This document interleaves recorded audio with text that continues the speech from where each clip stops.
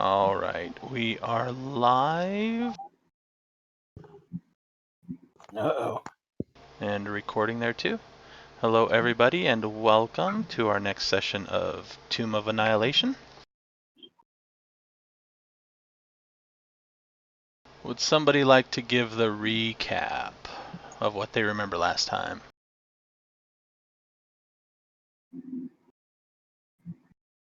Undead orangutans Gorillas. with forearms. Zombie gorillas.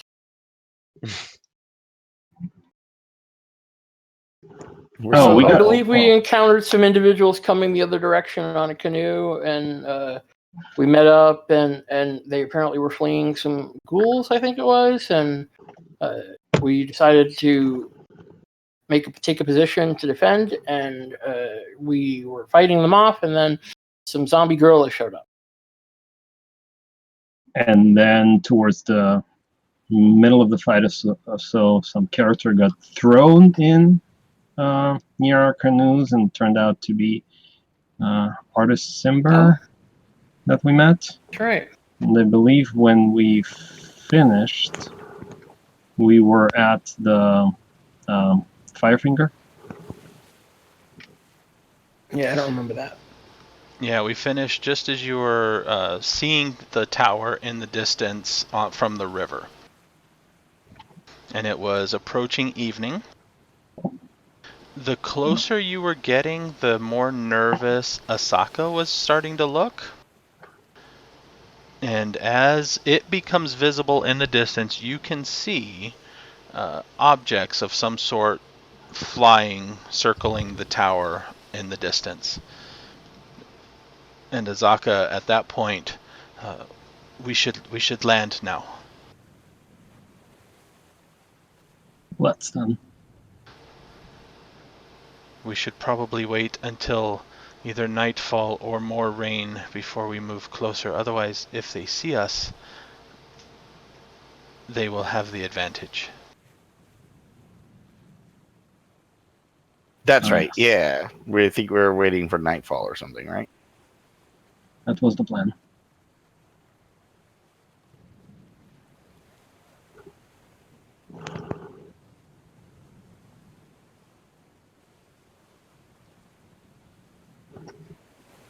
All right. Camp. All right. So, just to be clear, what is the exact goal here? Just so we understand what we're trying. The Terrafolk who reside there stole a family heirloom of mine. It is important that it be retrieved.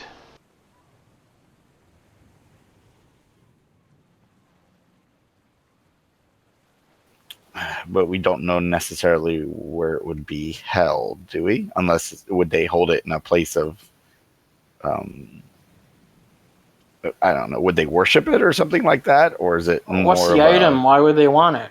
Yeah. Shield, I believe, was it? I do not know why they want it. It is a but wooden what's mask. the item? Mask. It is a wooden mask in the shape of a tiger. Is it magical in some respect? It may be, I do not know. Okay.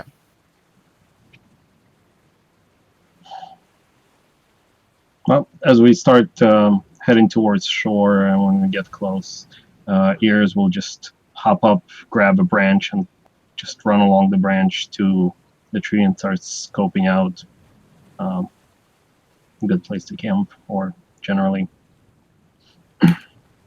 looking to see what's around. Give me a survival roll. Survival. Normal. 15. You can easily find a place that is hidden from view from the tower by the canopy, and it's mostly clear. You estimate you have maybe an hour or two before nightfall, and then maybe another hour after that before it's dark enough that you can travel. But I don't know how many of you can see in the dark.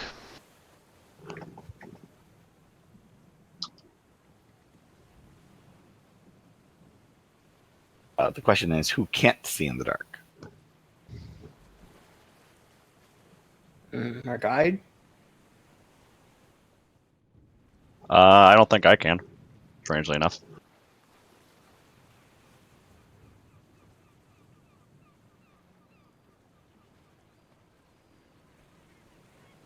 Okay. So that will have to be interesting for.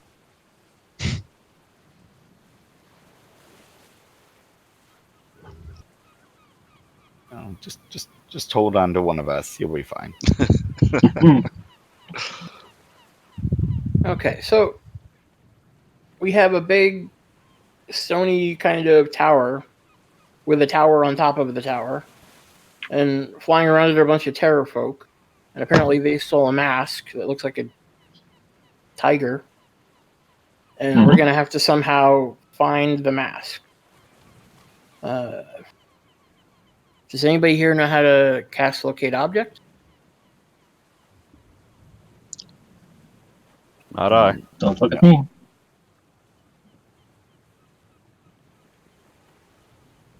Artist?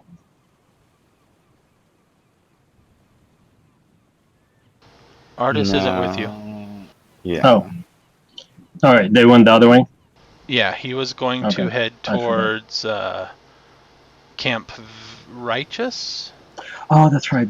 We said we'll meet him there. We need them there. Yeah, that's right. Okay. So we don't have a locate object. So. Well, I guess we'll just head in there and do a search. Oh boy. How many of these things do we see flying around?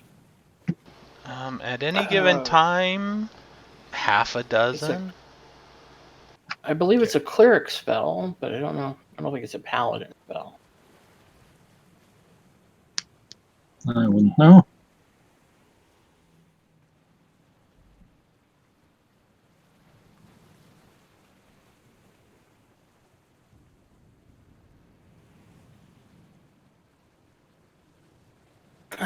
Wait, it's a second level druid spell. Well, theoretically, I could try to learn it tomorrow, but I won't be able to cast many of them. It's not first level like it is for a cleric for me.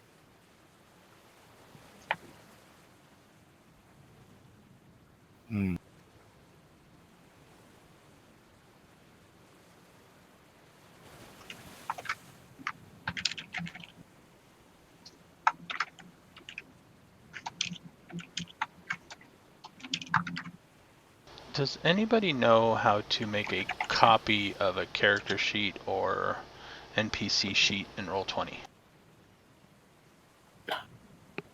Second level paladin spell as well. A copy? Oh, there's a duplicate button. Okay. Yeah, I was going to say. It's like, I think I recall something like that.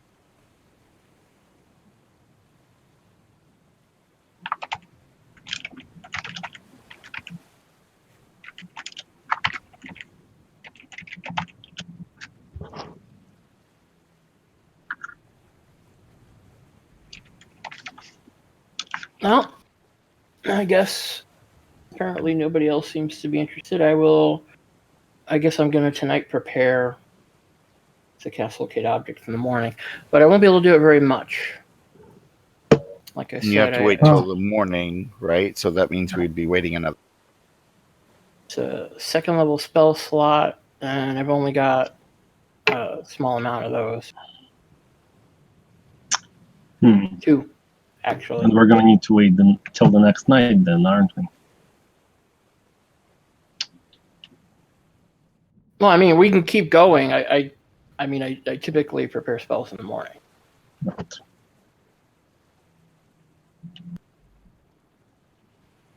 Well. We could do some exploring meanwhile, I guess. True. Well, you could do some tonight, because I'm... Ears can probably do a little bit of scouting, at least a little bit closer, I imagine. Sure getting can. a better view, and we can wait till morning and use the locate object using the knowledge that Ears learns to help us figure out the exact location. But we may have to wait till tomorrow night to actually go and do the move if we do that then. It's I don't know. I don't know how far it is, but if it's far away, that won't be useful. What's the locate object limitations? I don't. The locate object is up to 1,000 feet, so I don't know how tall that spire is, but it's possible. Won't help at the top, but even if it is at the top, all I get is like up, right? So it'll give you directions, right? It's like a direction general. Yeah, you sense the direction. It's I have to have seen it up close at least once. That's the problem. Oh, so you haven't seen it. So it may not actually will be. Well, no, but I mean, I can locate the nearest object of a type, like for example, a mask, right? What if they're stockpiling masks? That may not be helpful. Well, that's the closest we can get. Fair enough. Right. Well, you could say tiger mask, right? And that should work, right? You can get a little bit. I mean, it says more generic, like, well, it says a certain kind of apparel, jewelry, furniture. So maybe a certain kind of, maybe, I don't know. It depends on how Joe would play it. But I mean, I would assume like a mask. Theoretically, I could be finding the Lone Ranger. I wouldn't want to do it unless I'm like, I think if the tower spire is close to 1,000 feet tall, I probably wouldn't want to do it until I even began partway going up it. Right. What is it, 100 or 300 feet? I don't know. 300 was an estimation. You should have a player handout that shows you the image. Right. Yeah, but I couldn't get anything from the height from that. So I'll just then casting it near the bottom would be helpful. A bunch of stairs. Actually, a little bit away from the bottom would be helpful. I could be able to tell where up on the tower it could be. Presuming I'm spotting. But anyway, I got like 2 shots at it. If I prepare it.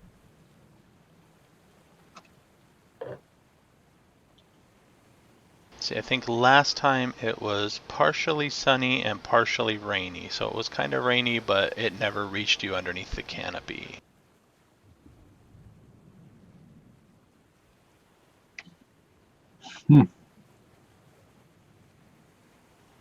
So we'll see what if the weather changes overnight here. Oh, my Roll20 is still loading. Anyway, I'll prepare it next time we rest.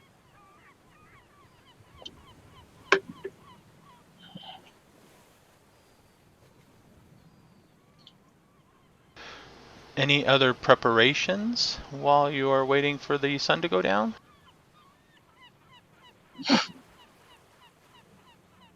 Well, I'm wondering if even before the sun goes down, I can just sneak over there and get a better view, because once it's dark, I can't see too far up the tower. I thought it was in the distance. Like I didn't think we were all that close. Well, how far is it? Right now, probably a few miles. Ah, okay. Never mind. So at least a couple hours of land travel. Okay.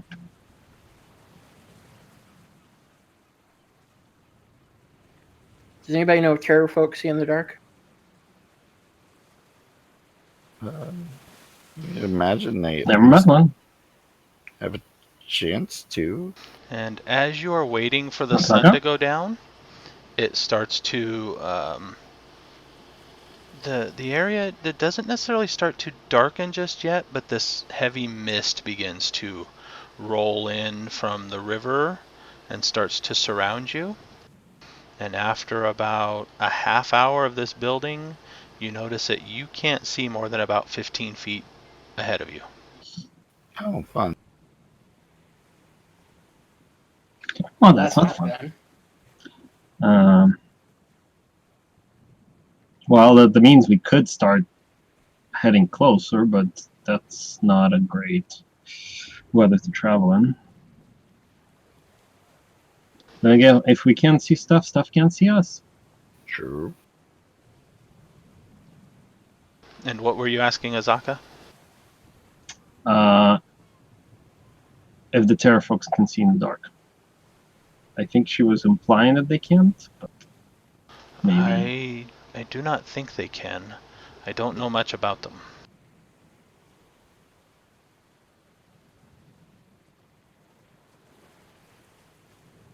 Okay. Okay, that could be a positive in our master. And usually, even those who can see in the dark, the range is limited, so flying high above, they wouldn't be able to spot us once it's dark. Yeah.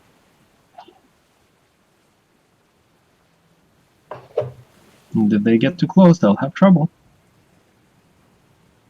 Yeah, we'll have to deal with that when that time.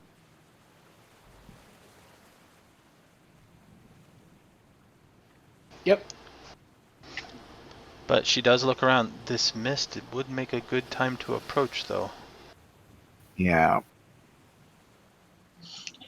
Can we even find Makes the tower sense. in this? It is, and she points in that direction. Perhaps we will see the flame at the top when we get closer. Any idea if there's river? is there a place to like camp at the base or in it? At the base, we might be seen. I don't know. I have never been in it. Terra folks stay towards the top, or do they actually use all levels? I do not see them now. I only know that they inhabit it. I think they stay towards the top, but I am not sure. Okay. Well, if we get close, we can send ears in to check the lower level, see if it's clear, and use it to our advantage if we need to. Yeah. Okay. Let's do it then. All right. Somebody make me a survival roll for navigation. She will assist, so this will be at a standard roll, not disadvantage. I can do it unless somebody else. I think yours is the best anyway, so. Yep. It's not the city bot. All right. Survival, eh?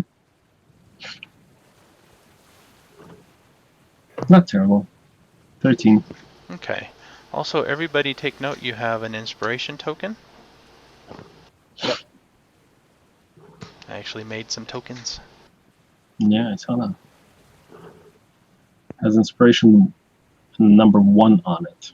Does that mean we can have more than one? You have one card in your inventory there. Oh, I see. It's just Roll20's way of keeping track. Okay. Yeah. However, if people donate bits and provide more inspiration tokens, yes, you may have more than one. Ooh. Alright, so with the mist, it does take you a little bit of back and forth, but you get to probably about 4 hours before you can see a very faint hint of a glow up in the sky, and you're pretty sure that you can get to the tower ahead of you from you are currently under some trees. The tower might be 50 feet ahead of you, but you can't make it out.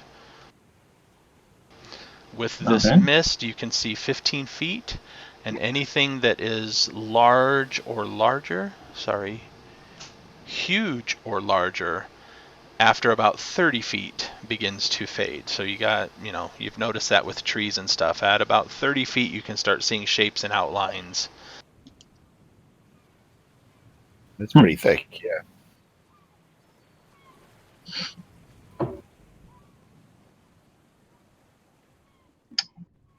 Okay. It's not quite midnight, and you are pretty sure you are at the tower.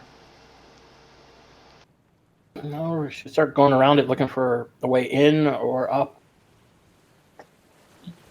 Let's look for a way in first, and that way we can do a better visualization of any what part we is a see. way up for me. Yeah, let's look for a way in first. All right. You want to hang back a little bit and come right back, or you want to all come along? I think with let's this, go with you. yeah, let's with this level of cover we have, it's more likely us getting lost if we get separated. So we're better off with together at this point. All right. And just to remind, Victor does have a bear-like robot with him that can see in the dark. Unlike him, Seeing eye bear. of like 60 feet. Okay. So, Nice. so your little pet robot can see in the dark, but not you. Yes. Yeah, it's your seeing eye. Taban, your accompanying gladiator, also cannot see in the dark. Oh, sadness. But those that can see in the dark can kind of lead. Within about 5 feet, they can make you out. All right. Okay.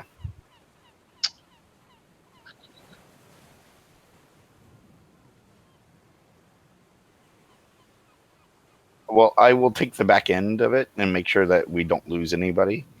Do you need a marching order? No, I don't need a marching order yet. Okay. All right, so getting closer, at about 30 feet, you can start to see the outline of this wall that is roughly... Oh, so previously we just saw the glow. You saw the 50 glow feet. up above. But we didn't actually see any kind of like vertical surface yet. No, not yet. In the dark with the mist. Yeah, in the darkness with the mist, you saw the glow up above. There, when it was still visible at the top of this tower, there was a flame that was easily visible burning. Right. Yeah, I remember that. So you saw that glow from a distance, very faint hints of it. Now you are starting to see a vertical surface. And it's about 50 feet wide, so it's not very, 50 to 60 feet wide on any given side. And circling it, there are no cave entrances here. You do see a ladder moving up. And somebody built a tower on top of this thing? It looks like it is one huge natural formation. From here, anyway. So wait, this stone doesn't look like it's like been worked. Is it, or is it like just like a pillar of rock? It's like a pillar of rock. Weathered rock.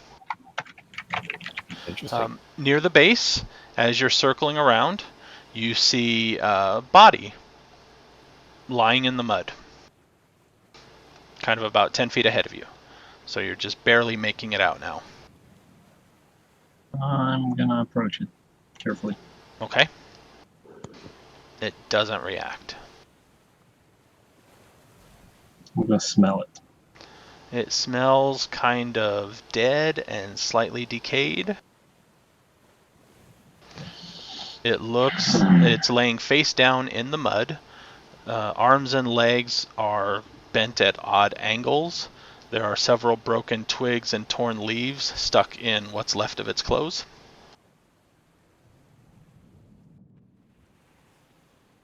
Seems like it maybe fell. Is it face down, face up? Face down. From the back of its head, are there any features like elongated ears or? You can make out elongated ears. It does appear to be an elf. Oh, well. And then as you circle, you come across a few more bodies that look like they had fallen. Most of them have broken limbs, rib cages are crushed. Oh boy. I'm gonna poke one carefully with my short sword. Rapier, rather. It doesn't get up or anything. They're dead. Well, that's good, because I wouldn't be surprised. I'm gonna flip one over and look for any kind of distinguishing marks, any markings on the clothes, like what. Just give them a once over.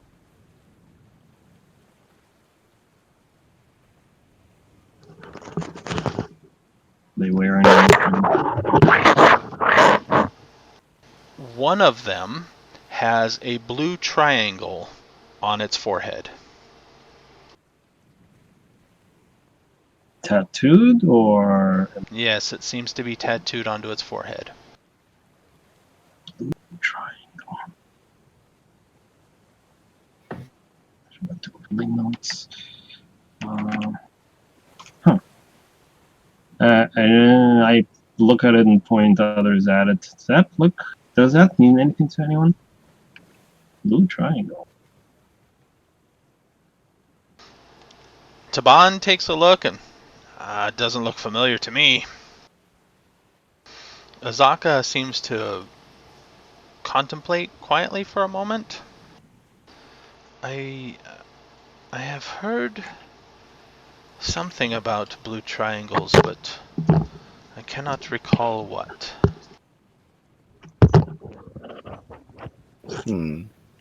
Doing a What? quick pat down on some of them. To anything of interest that I might find? It looks as though their belt pouch has been cut off. Any valuables they have were taken at some point, either before or after they fell. It's hard to tell when exactly, but they don't seem to have anything of value. A couple of them. How thorough are you searching? I'll take 10 minutes to kind of search through them and stuff. Yeah. We're not in a rush at the moment. Also be All right. doing that. So in the search, some of them have clothing that's been torn and tattered, and it looks like as though some of them have on their shoulders talon marks that pierce into the shoulder on front and back. Maybe they were thrown off. Yeah. But Anybody have an intelligence of, say, 15 or higher? I do. So yeah, a logical assumption then is something grabbed them. You do have flying creatures here, so something may have grabbed them and then flown up and dropped them.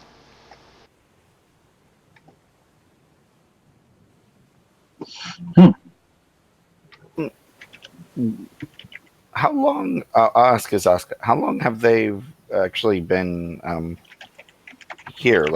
Have they controlled the tower, or did someone else have control over it before they got? I believe they have been here for maybe a year that I am aware of. I do not know if anybody else controlled it. They may have been here longer. And what is your passive insight? Mine? Yes.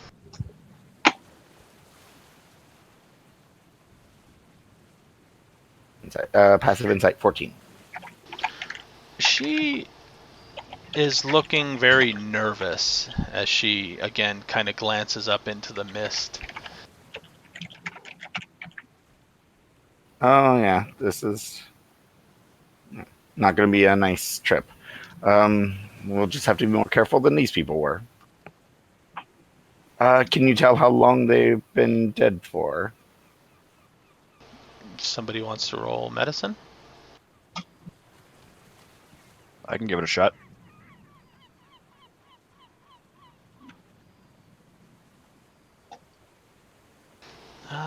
The most recent is about 2 weeks old.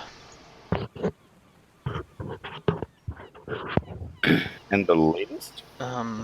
It's hard to tell.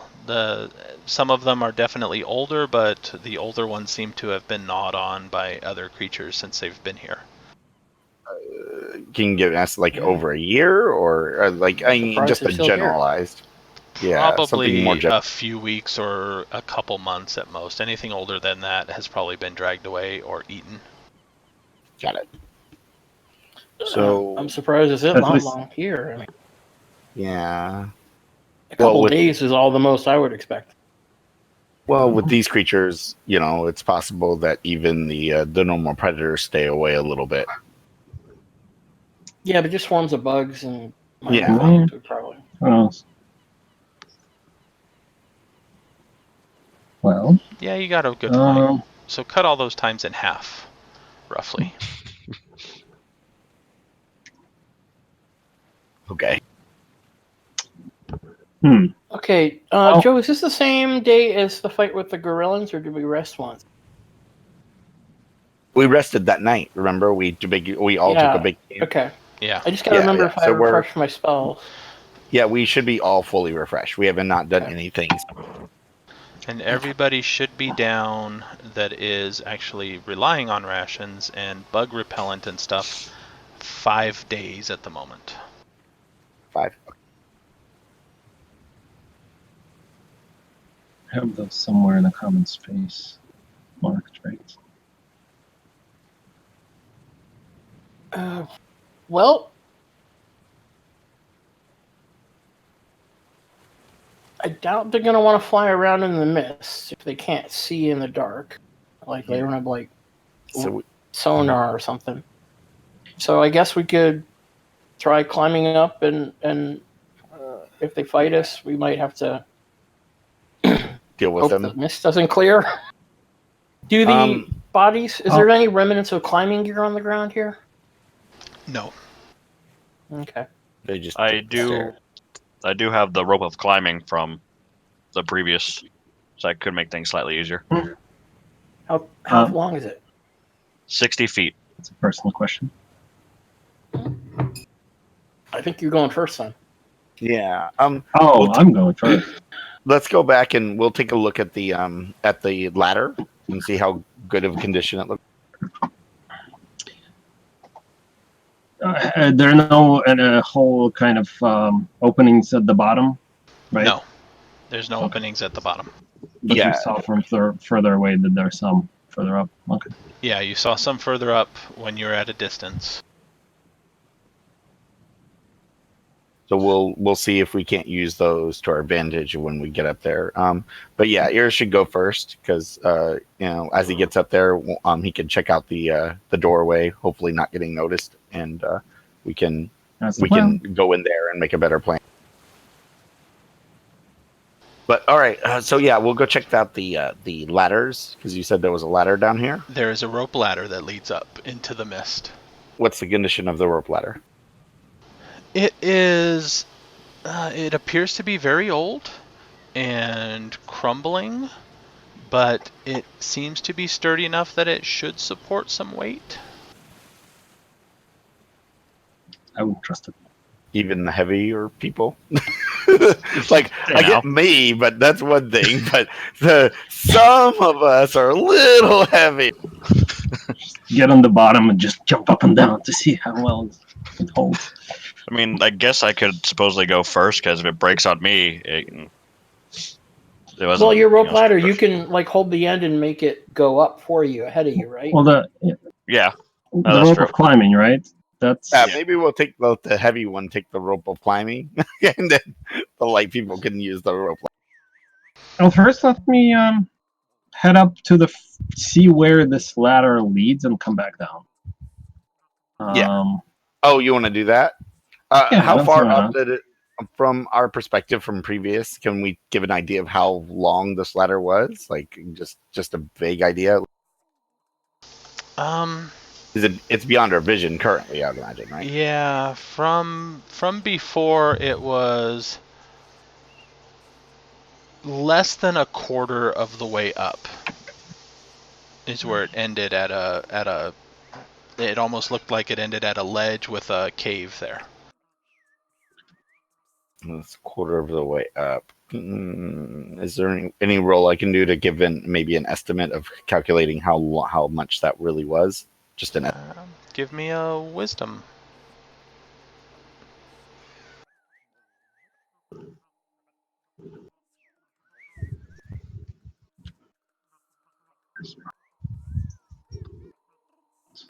uh, 14. And you're a sorcerer. Okay, yeah, you think maybe 50 to 60 feet, if you remember correctly. Okay, that's reasonable. Yeah, Ears, do that. Just be as quiet as you can. We'll hang back here. If it feels like it's going too far up, like beyond the 100, too far up, then go ahead and back down, especially if you hear something. Okay. Keep I'll your go ears up out. with ears. Yeah. Okay. I'll go that's up with fine. ears. All right. Just keep Using what? your ears open because you'll probably hear it before you'll see it. Okay. And, I'll go up with ears. okay, that's fine. And my pizza's here, so I'll be right back. Okay. I need food. Well, you can catch up. I turn If into a giant wolf spider. You can catch up. If I'll hold up not a dagger or something. Oh, let me think. I'll take out one of the ball bearings that I have. And if you hear this drop, that means we're in trouble. Good idea. Sounds good. Chitter, chitter, chitter, chitter. All right. So ears, what's your climbing speed? So what's my climbing speed normally, or how fast am I going to go right now? Both. My normal climbing speed is 20. Okay. I can move, dash, and use my cunning action, which means I can move 60 feet vertically in one round. Plus, I have feline agility, which I can double my speed, so I can be in 6 seconds up to the probably thing. As I said, you can catch up.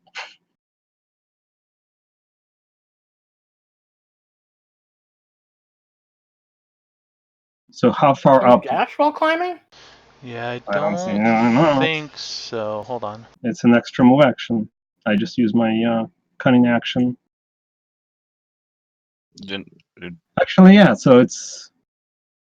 Well, Yeah, if but I your think- climbing is 20, then you would be able to move another 20 with the cunning Yes. action. So you move 40 instead of So 60. actually, yeah, you're right. Right. So not 120. Yeah. So 40. So 80 feet in.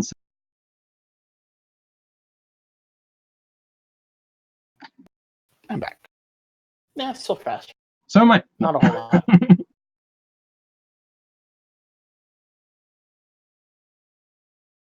I'll have to take a breather before I can use feline agility again. All right.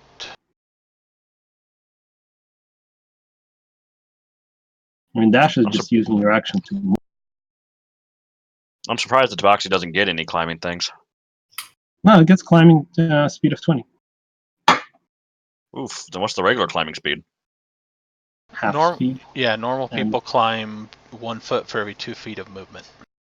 And they don't have climbing speed as a keyword, therefore it's probably some sort of, checks and whatnot. Whereas if you have climbing speed, you just climb. Without gear and stuff. Yeah, normally each foot of movement while you're climbing, swimming, or crawling takes 1 extra foot, or 2 extra feet if it's difficult terrain. You ignore this extra cost if you have a climbing speed and use it to climb. Similarly, at the DM's option, climbing a slippery vertical surface or one with few handholds requires a successful strength check. Oof.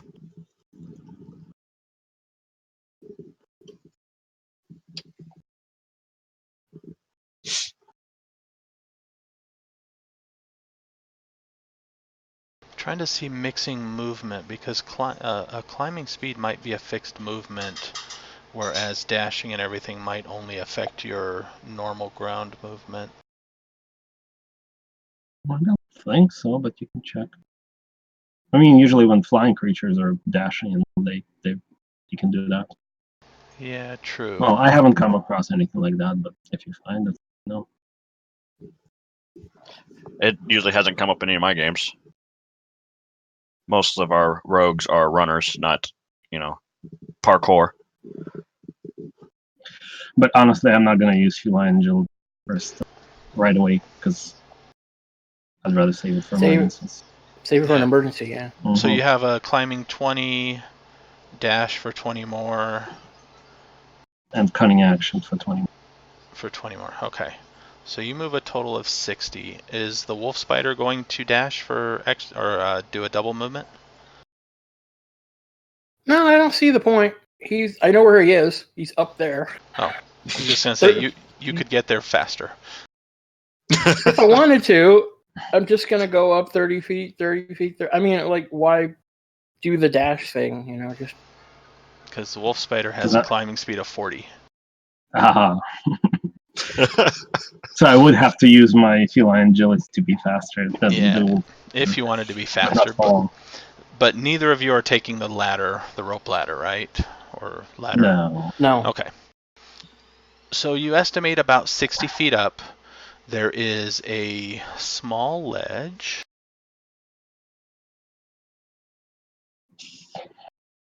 A very small ledge. And I will do this here. As soon as I get within sight of anything other than sheer wall, I think I will slow down and stealth up. As in move half speed, probably, to not make noise.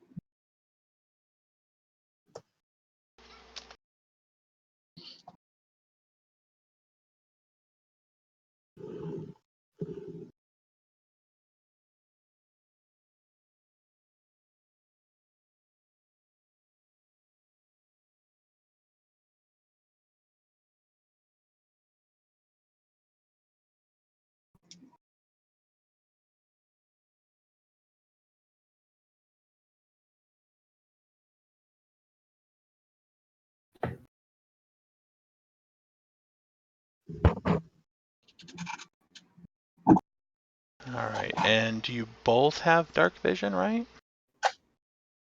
I don't know. The wolf spider does. Oh, yeah, it does. I do. 60 feet. Yep. I even got blind sight 10 feet. Nice. Nice.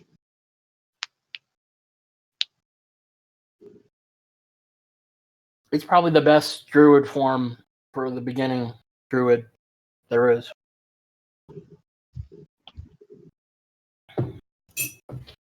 So the spider has 60-foot dark vision and 10-foot blind sight? Yep.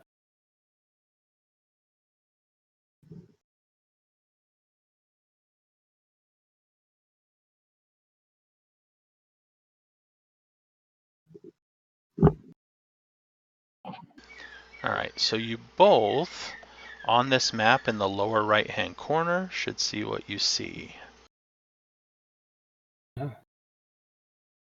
Right hand. Ah, yes. I see things. Lower right corner. Oh, I gotta see that. Okay, got it. Oh.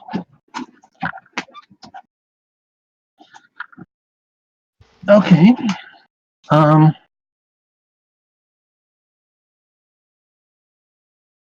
look at the spider and say, let's head in.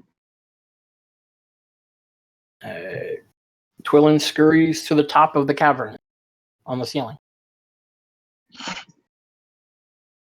Go stealthy. Okay. All right. Yours is going to go stealthy on the ground.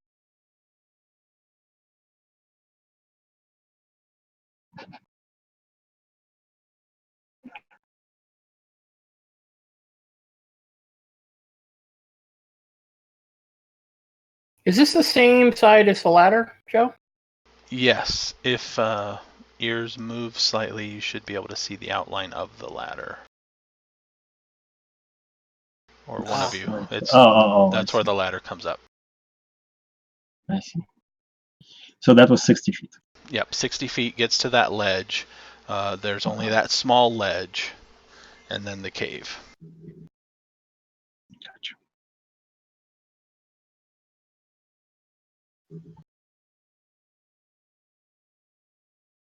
And then you guys are both sneaking inside. Mm-hmm. Alright, give me stealth rolls.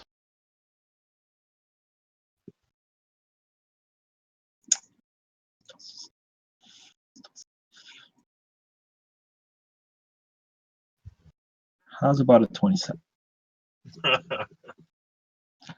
We should call out the numbers in case anybody is listening. I'm actually 4 higher. Oh, wait, no. 6 are each. I'm +7. I'll just roll it on the table.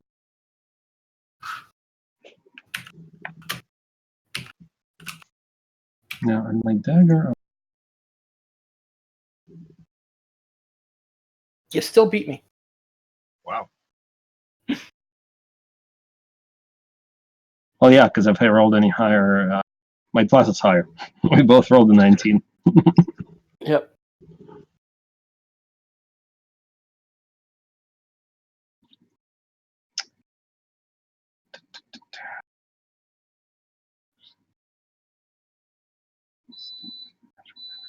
Let's see, you can still hide from a creature with blind sight, right? Yep, okay. It's not true sight. I also have a dagger of warning, so Yep. can't be surprised. Alright, so sneaking through the cavern. Twillin, you are on the ceiling. Ears, you are down on the ground. Yeah. So move yourselves. Slowly, one step at a time. What do we see opening up? So in the shadows, you can see what looks like a pit. You have a ledge that kind of follows to the right there. You should have line of sight. And then there appears to be an indentation. And on the other side seems to be another cavern on the other side of that pit.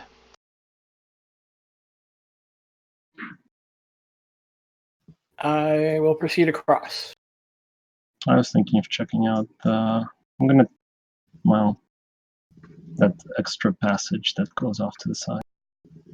But if the spider is going that way, I will go this way. And then climb on the wall.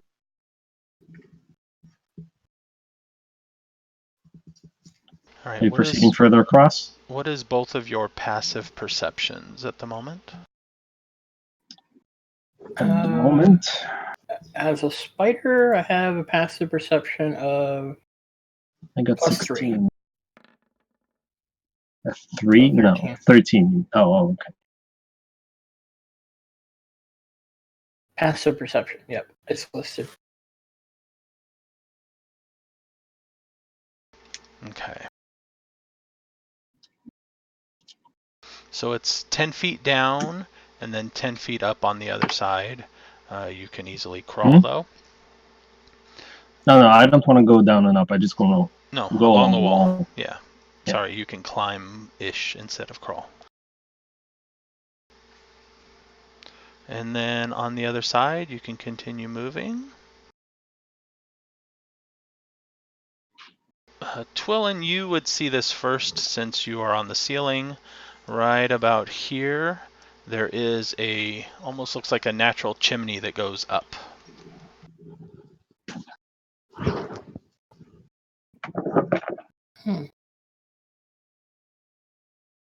Is there anything down in the pit? Any, like bones or? There's a lot of kind of rubble and loose rock and stuff that things might be hiding in. But you don't see anything as you crawl over the top. Okay.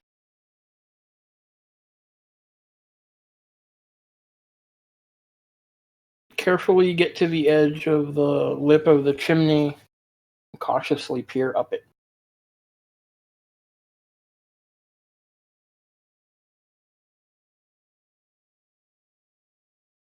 It seems to stretch into the darkness well above your blind sight.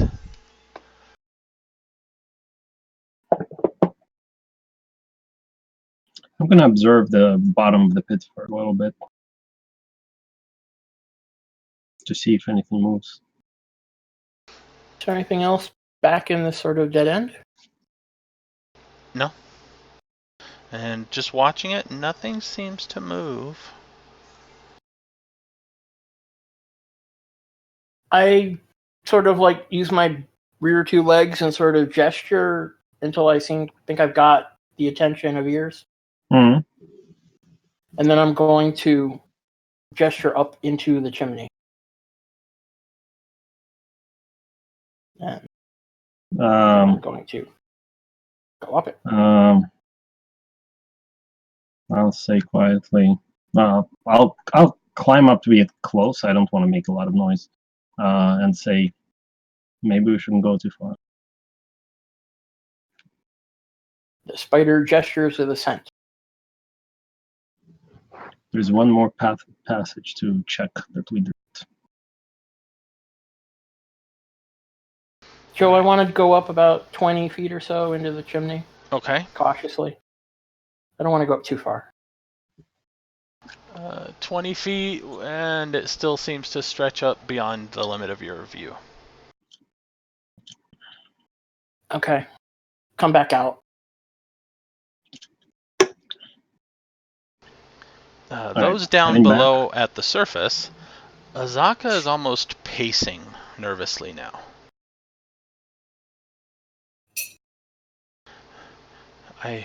And then to Nexus, she kind of motions you over to her, kind of off to the side. Okay. Yeah. I don't think I can go with you. And she glances upward again and takes like a very Wait. nervous, deep breath. Are you afraid of heights? And she swallows heavily.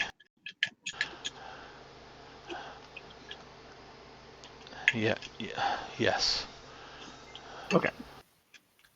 Do you think you could make it up to the first platform if there's that cave that's safe enough? Would you be able to stay in there until we get done? Or is that still too high? She seems to consider it. I might be able to get up there. And if you want, you can just stay in the forest. I'm sure you can handle yourself out there for while we're doing this.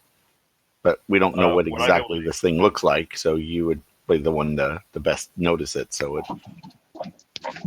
would be Would I be harder. able to hear any of this? No, she's purposefully trying to keep it just to Nexus. All right. It would be harder to find it without your help, of course. You understand that. She holds her hands out, it is a wooden mask about so high. She, mimes putting it on.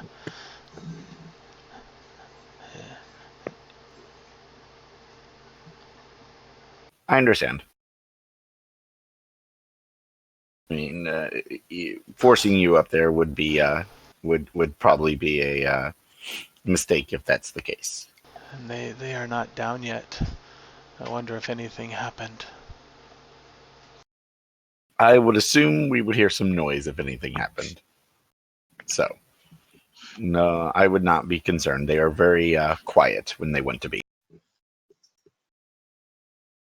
Yes, right. You're probably right. So making my way slowly back. Okay. While. And you went down around this side here or no? I'm about to head that way once the spider follows me. Okay. I want to peek in there. It goes around to the other side. There doesn't seem to be anything in there. Okay. When actually back here, once spider gets close, or maybe it doesn't, so I go this way. I say I'm suspicious about the pit. Can you sense anything in there? The gesture sort of wiggles from side to side.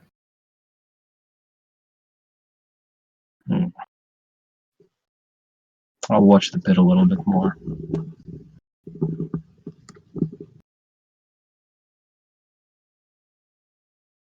Yeah, with your passive and in dark vision, you have disadvantage to perception checks, so that's a -5 to passive.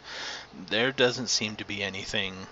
A lot of shadows, rocky outcropping, stuff like that. But nothing seems to be moving in there. I'm trying to actively look at the moment. All right, roll perception with disadvantage. Why not? Who knows? Maybe I'll spot something. Perception. Disadvantage. 10. Wow, it's better than 9. Actually, no. Anyway. Yeah, you don't All see right. anything. Why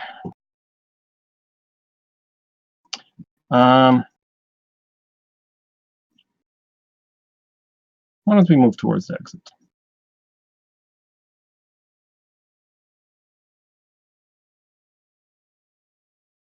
The spider will move around, sort of flanking the pit from the other direction. That way we have different lines of sight into it. Okay. And how deep was it? 10 feet.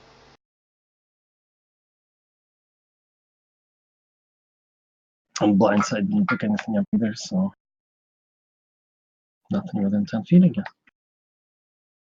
But ears doesn't necessarily want spiders. The spider shrugs, which it's well suited to do. No, I start moving towards the exit. Okay. You can see out, because the mist kind of stretches inward a little bit, you see out maybe 10 feet past the ledge into this wall of dark gray. Does the ladder go up past this point? No. Probably the natural chimney is the thing.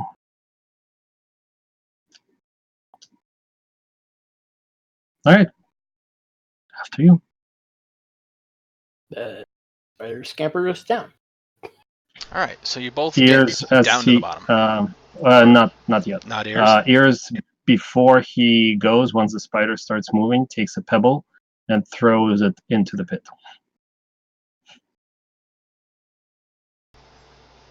Okay. And listens. And watches.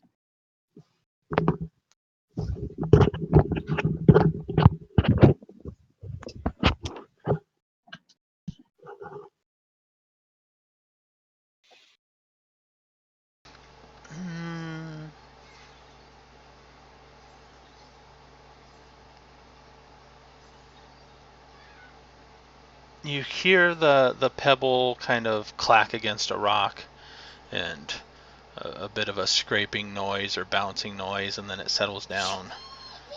And you don't hear anything else? Alright. Must be overly cautious. And then I head down. A thought occurs to me, Joe. Okay. And the spider taps ears on the shoulder and like holds up a digit and then scampers up past the top of this entrance to see if I want to look for any possible places to tie a rope or something up above this. If you were able to hammer an iron spike into the wall, you could, but there's nothing natural. Okay. What's so like the rope tied to? Go ahead. The ladder Yeah. is anchored slightly with very old spikes right at the edge of the ledge there. Okay. Oh, go back down then. It's kind of a mostly rope, not exactly a rope ladder, but a rope and wooden ladder kind of mounted together slightly. So it's not like this huge 60-foot wooden ladder. It's more of a mixture of rope and wooden supports type of thing. Kind of how I pictured it. Yeah, if that makes sense. All right. So you both climb down now, or is one staying up here? Mm-hmm. We're both climbing down. Okay. All right. So everybody down at the bottom sees a tabaxi and a wolf spider coming down the side of the cliff. See, I told you they'd be fine. Right. Yes, you did. I'll go up to your ears. Yeah, I gather. Well, I'm assuming whoever wants to hear gathers nearby, and I relay the what we saw, say, that pit looks suspicious. There's lots of debris in there. But I don't know what that's all about. Decided not to poke it too hard. But other than that, it seems like up to the ledge, and then afterwards, up the chimney is the way to go. The spider nods. That's interesting. It's a pretty, but we don't know where that chimney eventually goes. From what we saw outside, there were multiple rope connections, right? Not rope, ladders up the tower. Yes. From the So- angle, you saw a ladder kind of lead up to the first cave entrance. And then up above, there was another ladder that seemed to come out. Or at one point, it might have led further up, but was broken partway because there was another cave entrance with the ladder leading down. But around the side and possibly a ledge, there was another ladder that then led up from that level. Yeah, so if I had to guess, probably go up inside, then come out again, go up a ladder. That's probably the way this was originally. I see. All right. Well, let's get up into that first room then, because at the very least, if this mist clears on us, we're not exposed out here. True. Did we stick canoes somewhere under some brush? I would assume If you we brought the didn't- canoes up here and, park them Yeah. underneath some bushes. Wait, can a gnome ride a wolf spider? What? No. I don't think so. The wolf spider is tiny, Is it right? large or my? It's Medium. medium beast. No, that's me. Oh, is it? Is it seriously? Yeah. That's a giant wolf spider. Okay. So it might be able to. You want me to ride on the spider? That'd be awesome. I was thinking about it, but I don't know. It sounds a bit kind of hokey now. Anyway, I like. On the ground and on level surfaces, sure, but not on a vertical surface, I would think. We need to get you get a saddle. We'll design a saddle. Yeah. No. Okay. All right. I will look at our guide over there. So, what did you wish to do? The first level, or stand to Yes, watch? I will try for the first level. If Good. there is All a right. cave, it might be safer and out of view in case the mist clears. Good. All right. How did the rope look from up top? Is that the ladder? Is that safe enough, or should we just take your rope to be safer that way? We have Take your rope. we have a better option. I don't see why not use that. Okay. Yeah, we will leave the rope ladder be and use our own climbing rope. Safer that way. So we did get a rope of climbing with it? Yeah. Okay. yeah, it can turn into a ladder type thing. It makes it real easy to climb up. So we will all scurry up that ladder into the first thing. We'll still be cautious when we go up, because we're not sure about that pit. So we'll try to be quiet. All right. But we'll get a better view. Of climbing has just enough space to snake its way up to the top and fasten itself on one of the spikes supporting the rope ladder, but it does not have enough distance to then knot itself to give you advantage on your climb checks. What if Ears were to go up there and use one of our own spikes, and it could climb itself that way? Is it the spike that's a problem? No, it's the distance. We can also tie a regular rope to the bottom of this one if we want to. Could we do that? That will be like 10 feet off the ground, right? So the 10 feet, first 10 feet we'll have to climb normally, and then it would be the rope of climbing. Yeah, You could do that's that, what I was yes. thinking too. Okay, let's do that. And All right. the wolf Wait. spider can assist anybody who's making climbing checks, so Yeah. I can just go up and help them, like sort of like push on their butt Give Wait him a a little second. support. I'm reading the rope of climbing. Does it actually give you anything special once it gets up there, or I is think it any it's different from a regular rope, other than you don't need to get it up there? In Just gets up on its own? general, no.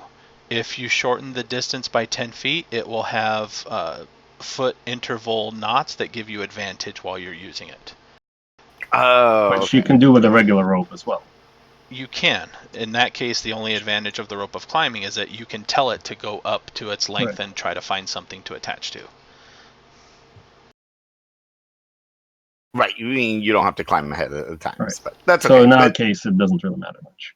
yeah, but it's helpful in this case that we don't have to use the other climbing rope that's available to us, so it works. Yeah, I would Plus- still go for the knots, but Yeah, plus it's faster. So, all right, so we will start climbing up. And you said, is it just what, an athletics check or something, and then we have advantage? I think it's with the knots. It's only once we actually have the knots in. It's only what like a DC. I can't remember what it is. It's pretty low though, right? Is it a 5 or a 10? Yeah, I'm 5? trying to find it. Yeah, I think it's low. It would be relevant. No strength with the robot, so this could be hilarious.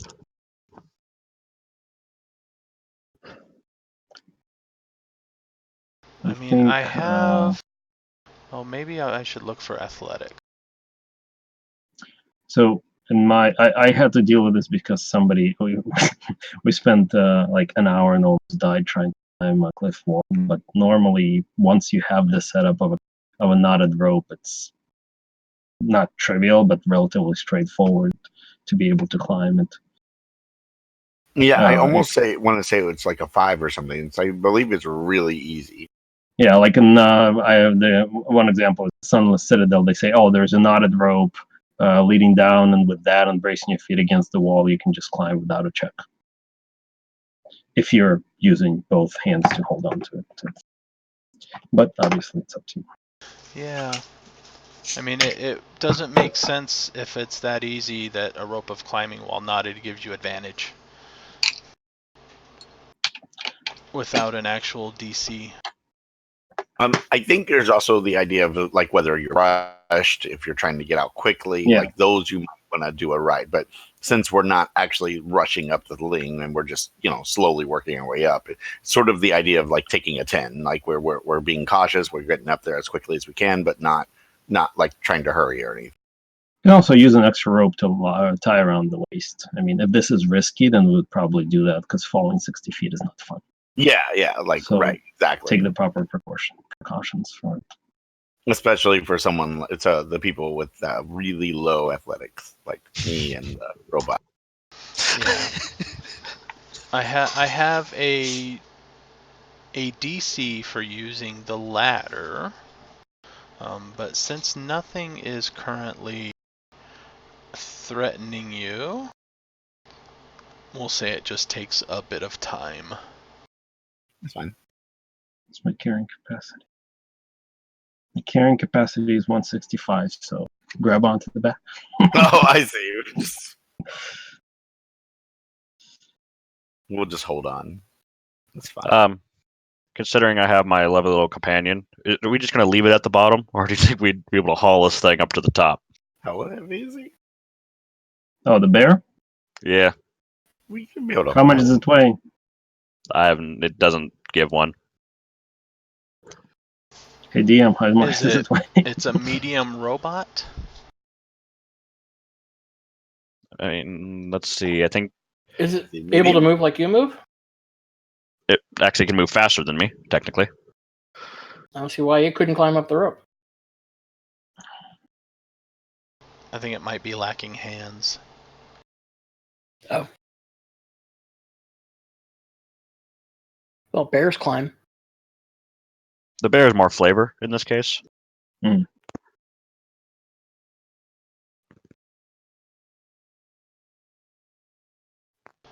You could probably haul it up, but that I will say needs a strength check.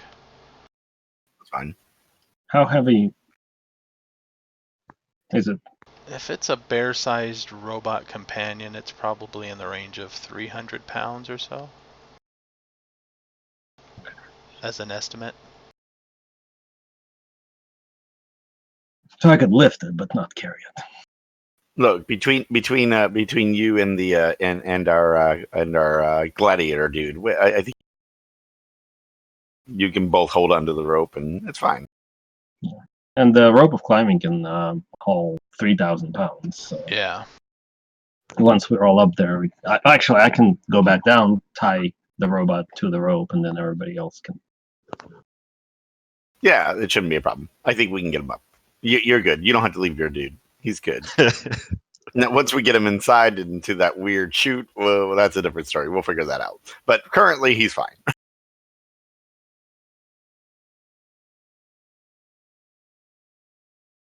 Yeah, here's somebody else that could not find climbing DCs. As I said, I looked for it because it seemed dumb. Because experienced adventurers should know how to safely climb unless there's some extenuating circumstance. Yeah.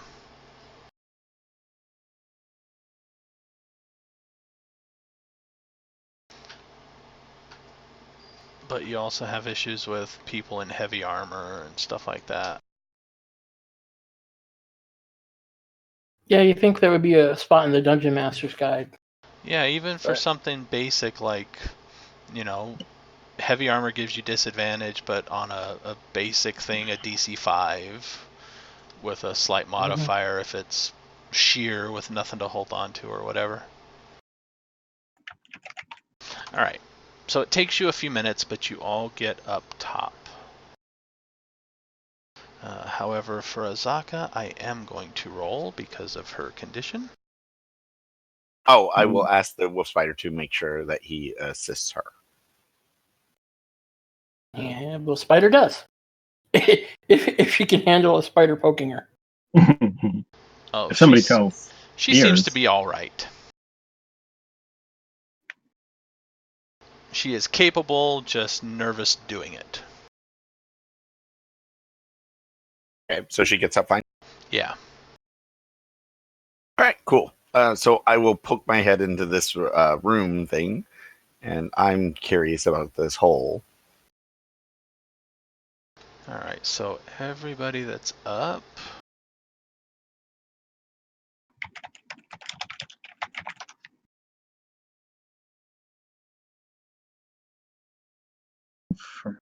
Stay further. Let's see. Thrak is. Did I put him in there?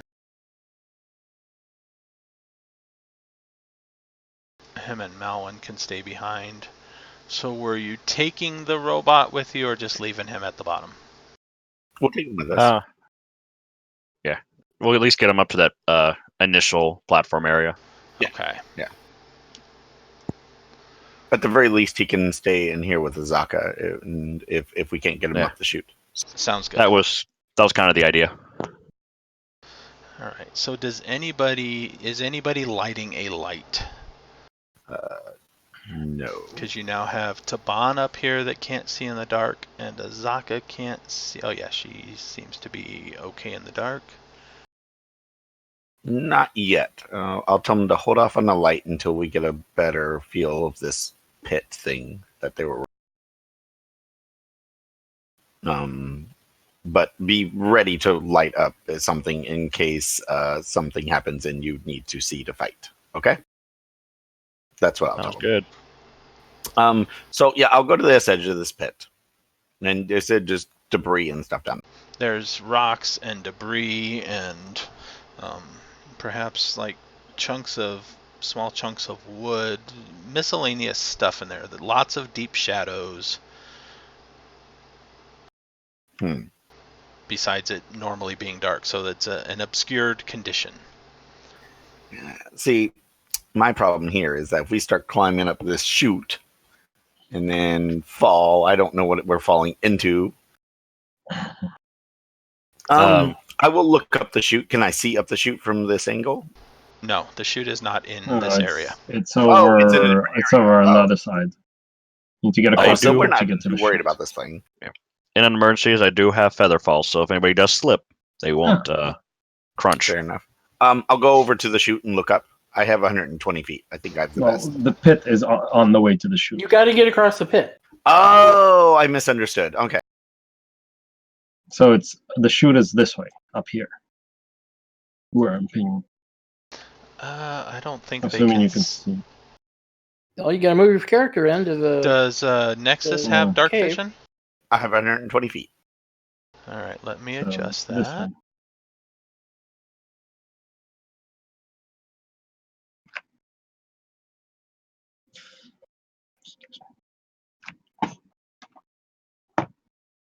All right, you should now be able to see. I can. I'm excited. Fixer does not have dark vision, right? Nope. Only the bear does. Okay. All right. Is it autonomous or does it take commands? It will take commands. Okay, so it being able to see doesn't matter much. Nope. Not unless I told it to guard something. So here's the pit. So I would have to cross the pit. It will work autonomously in the sense that if something is attacking it, but it won't do anything fancy. Got it. It's a pretty small room. Huh. All right. I guess we do have to figure out if something's in there before we can decide to do anything. All right. Everyone be prepared. I'm gonna. Let's see. How do we excite something that might be in there? You said you threw a rock in there and it didn't do anything, right? Did not react. But who knows? The spider can sense things within. I don't know. I'm gonna take a piece of like jerky, like one of our like rations or something like that. There's a tiny chunk of it. Let's see if it likes food, and I will toss that in.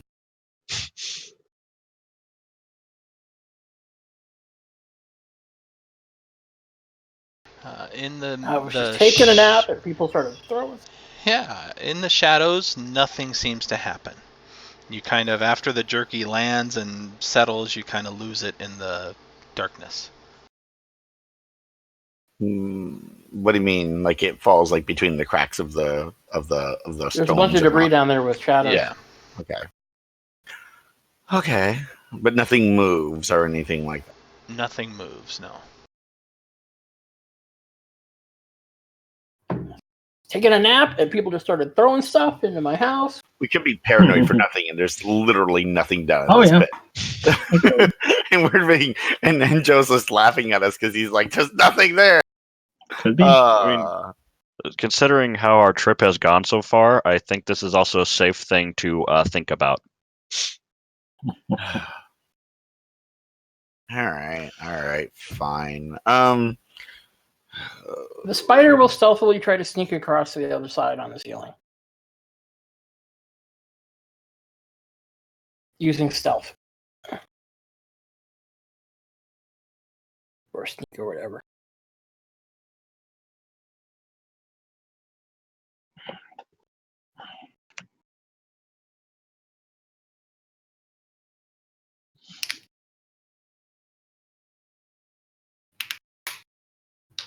Does the spider? Yeah, nothing bothers the spider. I'm assuming, right? He's not on the ceiling, no. Okay. Could we, instead of worrying about that, we could technically take the rope and string it across the pit over to the other side, and another rope. I don't know what would fasten it to. We have climbing gear, right? We have the spikes. We could just spike it. Yeah. Put one rope across the pit on the bottom to walk on, another one to have hand on. But yeah, you could also just help each other. You could just lower each other into the pit, and then if there's nothing in the pit, you can just go down and back up. All right. You know what? Let's do this. You guys I'll look at hear the sound of stone on metal briefly. A snap, snap, snap. coming from where? behind you. Oh. As Taban lights a torch. Or you could do that. This waiting is pointless. Yeah. True. I You was might going to do. ask you to just jump into the pit, Taban, but that's fine. Let's see.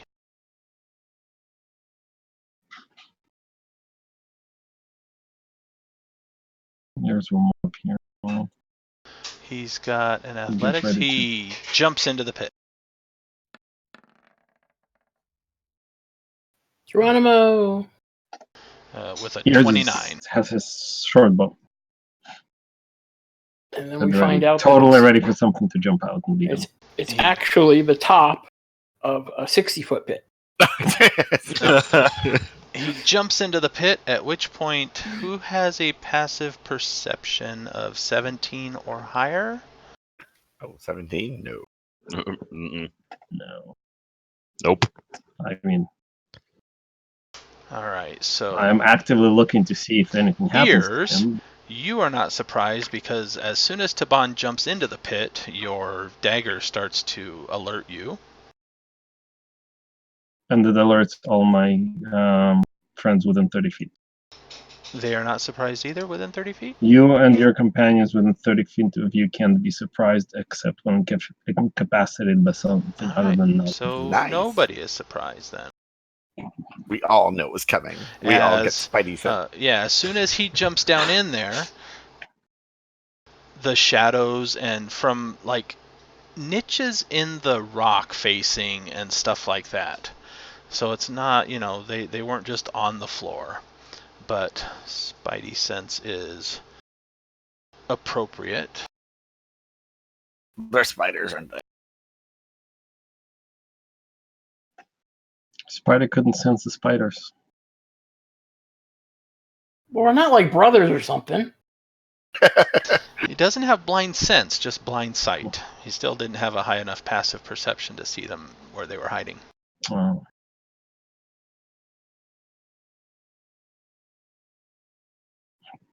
So everybody may roll initiative. I hate spiders. Times. Make sure you select your character. I have two tech. Oh, whoops. Yeah, selecting the character. Oh, To I have a don't second feel to- so bad now. Ugh. Oh, Yeah, you didn't check. You didn't select your character there. Ian. There, fixed it. oh, I didn't. Did I? Come on now. This isn't my first day. Never mind. Okay. I will roll Taban's initiative. However, he is controllable by everybody. So on his turn, one of you guys can do his Figure out what attacks he's or doing. whatever. Yes. Okay. In order to see his character sheet, you can either shift double click his token, or it's down in the character sheet section.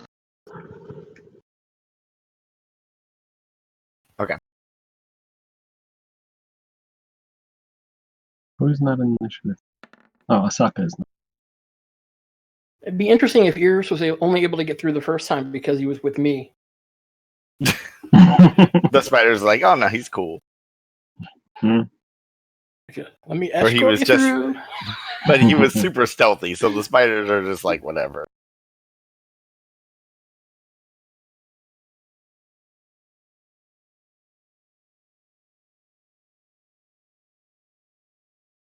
But yeah, Taban has, I think, 3 attacks per round. Yeah, he's 3 melee and 2 ranged. Or 2 ranged. And he only has 1 javelin left, though. Yeah. Because he threw all the others into the river. And didn't take him out. That was silly. Alright, so Ears, you are first. These are down at the bottom of the pit. Oh, they're all in the bottom of the pit? Okay. Yeah, they're all in the pit. Okay. So I can see the one down in the bottom below me. And have a good vantage point on it So I will shoot it. with Which my one? bow. The one closest to me. You want to one, like right? mark, give him colors or something, if you want. Meanwhile, No, the one like beside me, you and me, yeah, right? the one that would be adjacent to me if we were on the. Yeah. That's the Uh, one. all right. Short bow. Blink. 17 to hit. Oh, you know what? Sorry, I'm gonna shoot the blue one, the one that's next to Taban, because I want my sneak attack.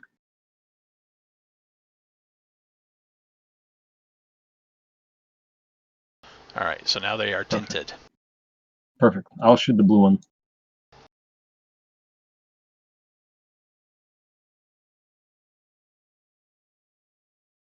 And you rolled a 17. That does hit. Yep. 12 damage on Mr. Blue.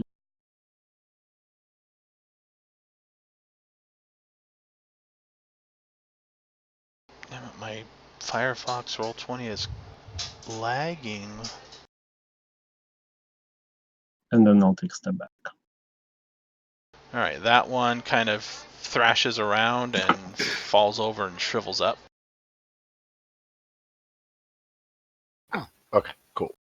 I was right. The green one is next. Actually, Nexus, what is your Dex mod? My dex mod is a 3. So is its. So I am going to decide that it gets to go first. It's fine. Let it go. It runs up and bites at Taban.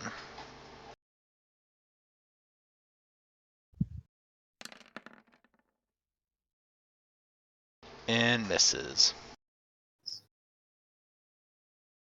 All right, Nexus, you're up. Let's see. The green one already went. The yellow one has not gone yet. Wait, that's not the one he killed. He killed the red one, didn't he? I Oh know, no, I ears. shot the No, blue right. one. No, you killed the other one. Yeah, you're Blue right. one. Okay. Yep, blue one. All right.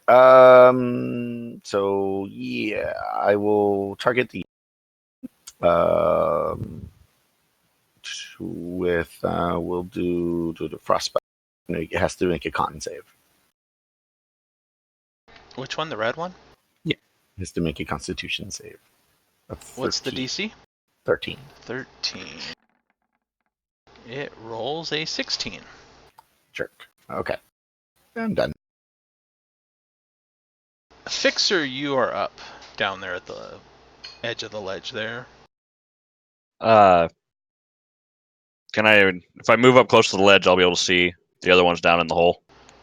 Yeah, Taban has a torch down there, so everybody should be able to see something. I'll just go for that red one there. Hit it with my crossbow.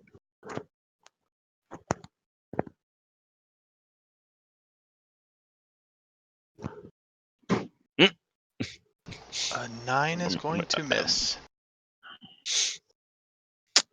And then I'll do it for me. Well, I'll have the. Now that'll do it for me. All right, Azaka.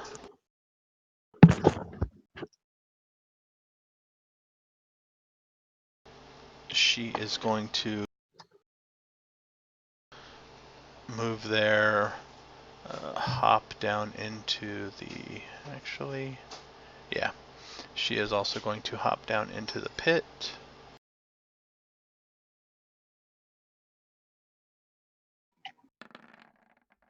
Oh, easily.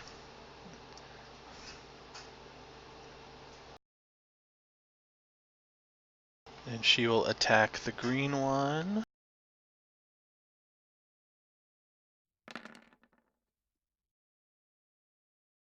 Hit for 8 and one more. Miss.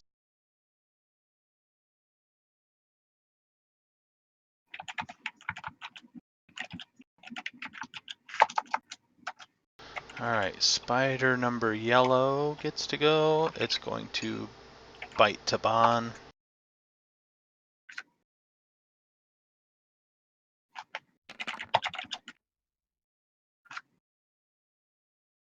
$15 misses. Oh, Tavan has a good AC. am I the only one actually doing something here? Spider number red moves over that way and bites at Taban. With advantage now, because it's the third one. Although it doesn't matter, the 18 hits, okay. 2 piercing, 3 poison, and he must make a DC 11 con save.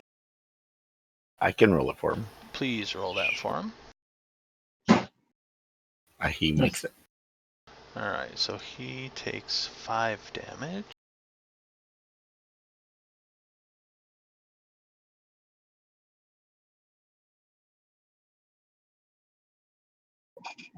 Since he makes the save, he takes half as much poison damage, so another 2d6.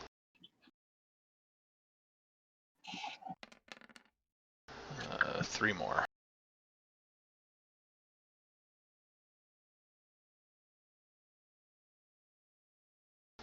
And spider number blue is dead. Twillin, you are up. Spider on spider action.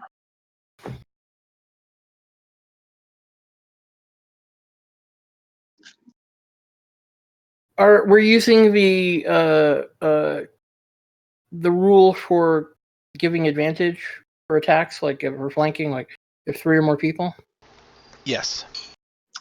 Oh, yeah. Okay, so if I move down in the pit, flanking, I'm giving us advantage on R, right? On R? Sorry, the red. The red one, yes. Okay. I'm going to attack the red one.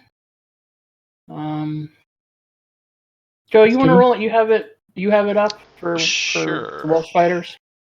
Because it's the same thing.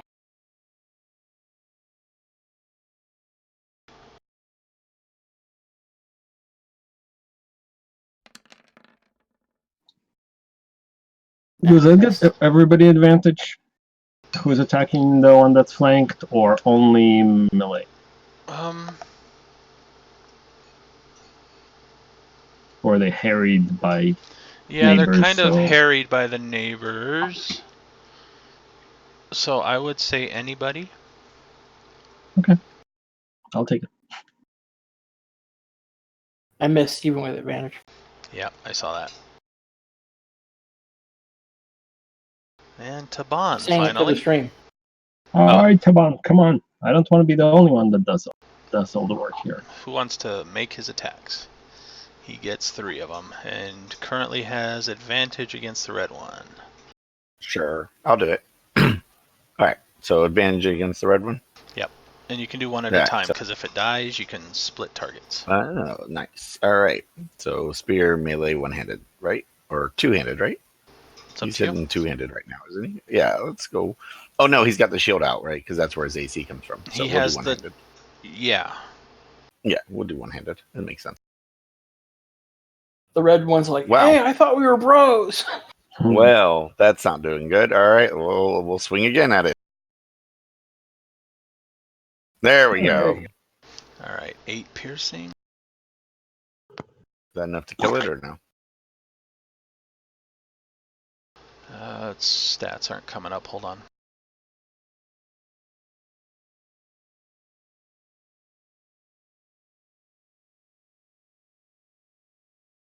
Come on, show me the darn numbers.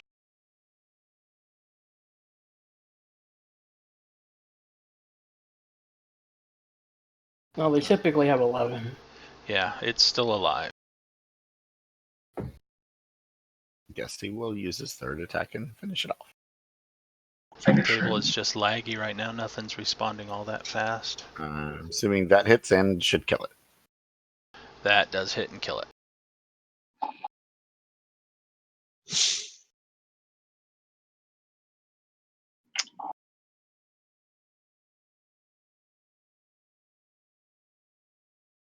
All right, Ears, you are up.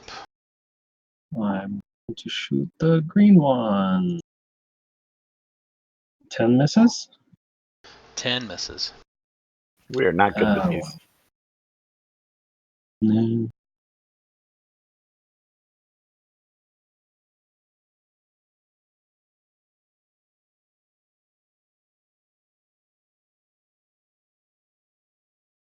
Was that it?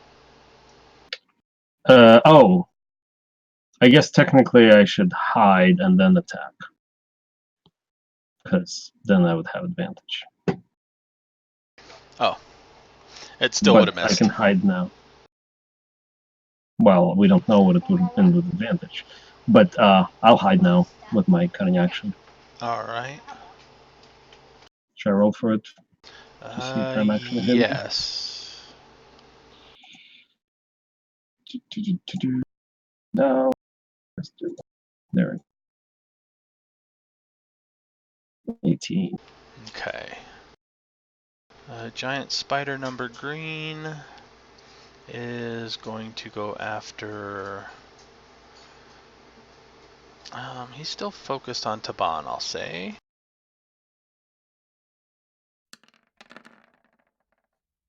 And miss. Yes. And Nexus. Okay. Yeah, let's just do chill touch it, and that was the green one. They had a low. That was all right. So I'm gonna try the same thing on the yellow one. It has to do a con save of 13.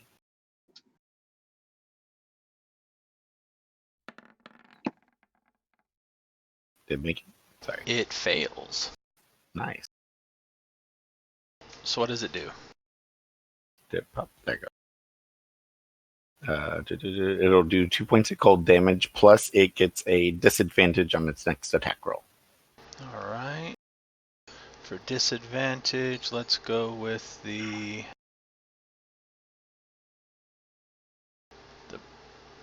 hunched over with the arrows in them.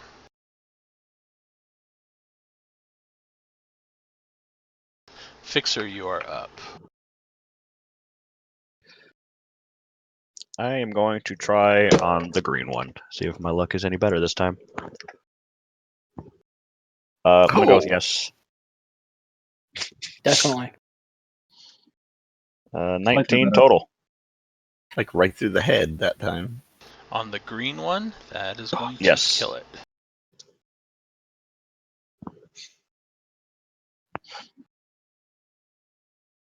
Now we just have the one labeled Taban.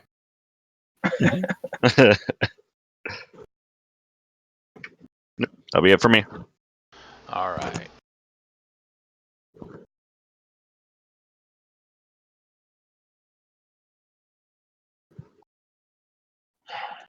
Azaka is up.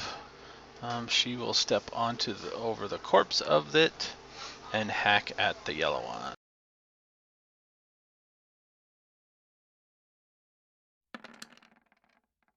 First one is a 12 and misses. Second one is a 10 and misses. Alright, yellow one is next. It is still going after Taban. Man, our attack rolls are horrible. Yeah, At least it has disadvantage. it does. Misses. Cool.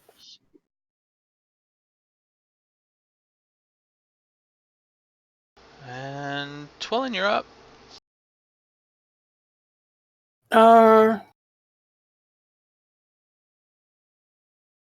Twillen's going to retreat back up to the top of the ceiling and take the hide action. Okay. Taban is up. One more spider. Kill it. All right, go Taban. That not with that. All right, There we go. that should do it. That's a death, right? That is a death.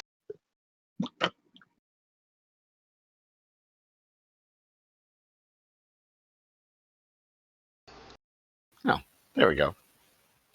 Well, that cleared that up.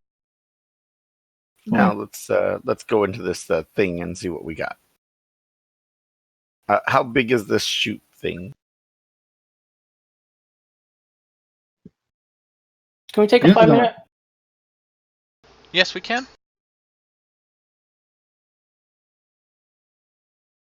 Okay. All right. Ears is going to search the pit Oh, going to search to the see pit. if there's anything interesting there. All right. We can take a 5 minutes. Ears will be searching for 5 minutes. All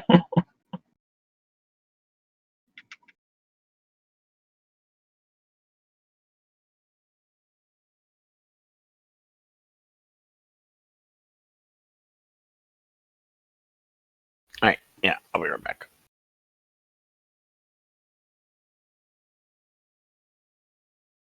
Huh, my Sirenscape died.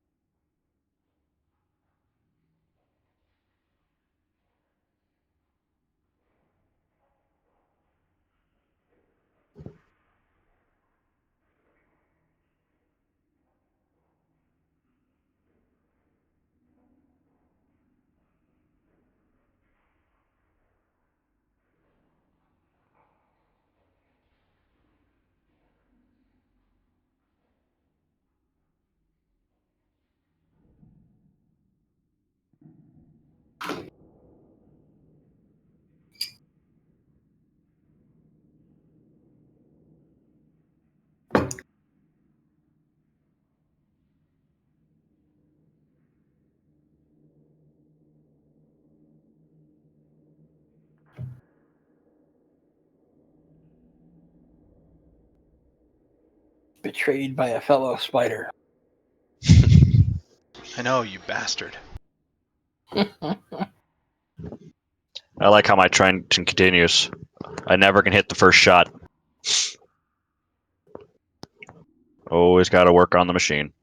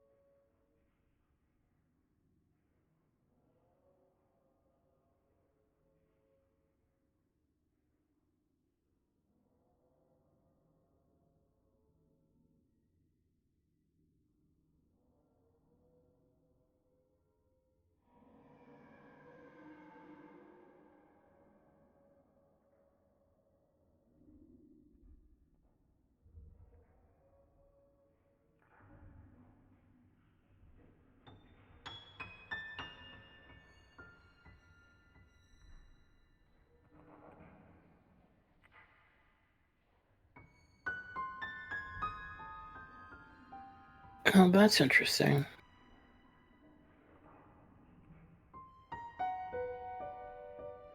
I think I'm actually more athletic than a typical wolf spider. Yeah.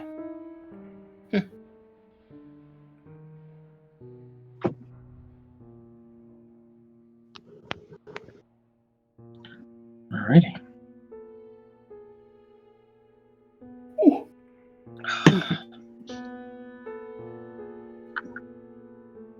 Alrighty then. Except for scaling.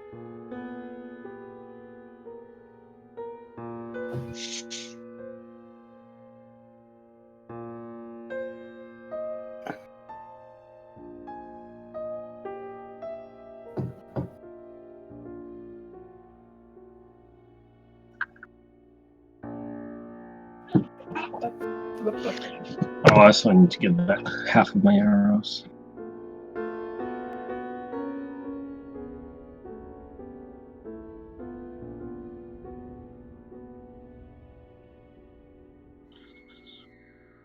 Yeah, I saw a medieval video where they were showing what it's like to shoot people in armor with arrows. And it's like, you would never get any of those arrows back. I guess it depends what you're shooting. Well, I mean, they were shooting like against the breastplate just to show what it would be like, and they could not go through it with a typical longbow. And the arrows were like shattering and breaking every time they hit. Well, I would expect you can't go through the armor. You would end up having to go into a joint or something. Yeah. Otherwise, it's not going to work. So it's those arrows that you get back. You just have to clean them. Why clean them? You can spread diseases to your next targets. Where do I write that down in my character sheet?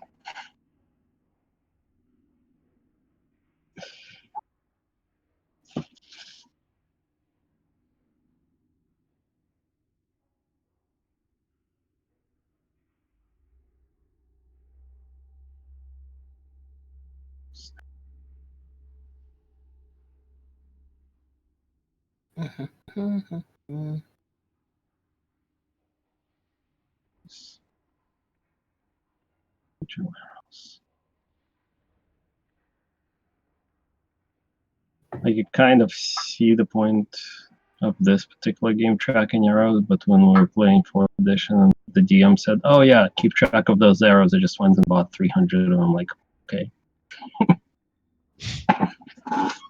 I am back. Welcome back. You know how big 300 arrows would be? It was 4th edition. Everybody had, bags of holding. Yeah. I don't know if we did then, but still, I mean, I don't really want to count arrows, therefore, let's just pretend I spend the money. Or let's spend the money and pretend I counted them.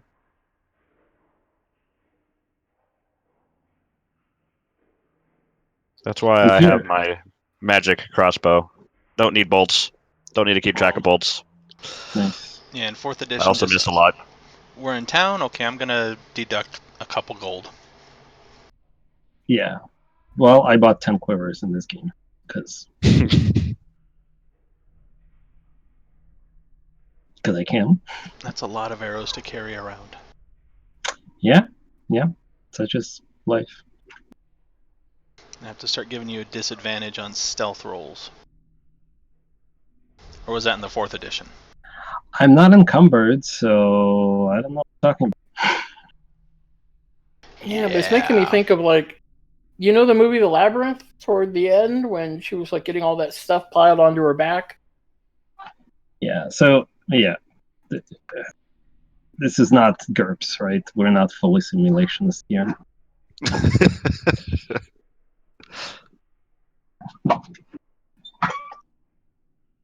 All right, we ready? Yeah, I'm waiting for the stream to come back.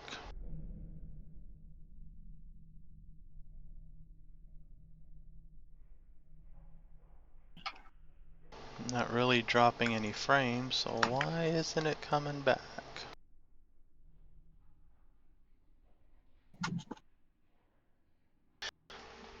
because Twitch is kind of buggy. Yeah, I think my whole computer is just lagging at the moment. Alright, we're back. I found that when I'm lagging, I need to close Gmail. I don't have Gmail up, but I do have some D&D Beyond pages up. I probably don't need them. At least not more than one at the moment. I don't experience much lag. But then again, I'm not dragging graphics around.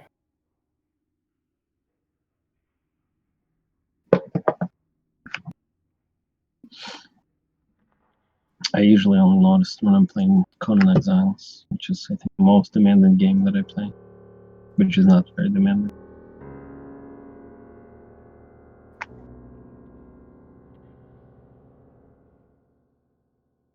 Alright. So you have a pit with 4 dead spiders. And one live one. And 1 live one. Azaka looks around. I will stay here. And she climbs out over onto that side.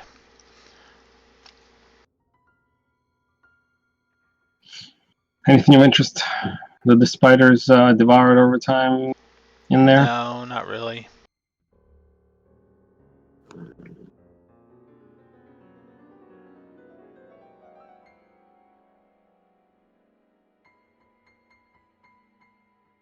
Alright.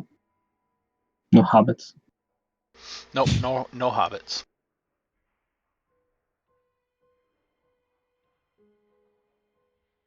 Alright. Well, let's head towards the Chimney. chimney. I guess we'll take the rope up. Alright, so this chimney. Twillin, as a spider, you kind of crawled up it 20 feet and it still stretched further up into the darkness. Yeah. It is...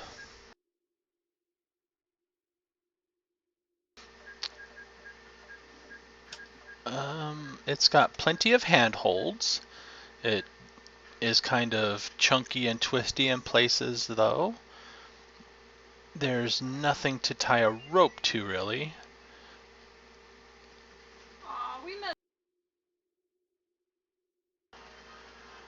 Well, You're... I know, the wife is Okay. shouting at me. How big is this hole? This hole is about 10 feet wide. Okay. Does it shoot like directly up? No, the chimney is further up this way. Right. I mean, is it like all the way just like up? Is that what you're meaning? Or is it more I'm meaning sorry. do I have to like can I climb directly up?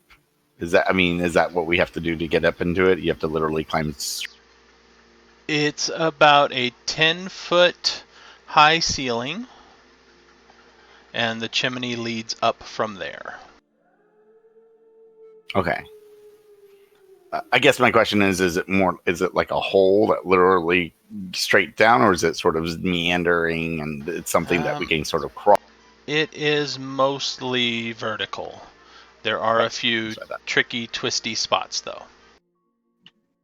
So anybody without... Is it possible for 2 people to pass each other in the chimney? In this case, I would say no. Okay. It's going to be a really tight fit. Well, I mean,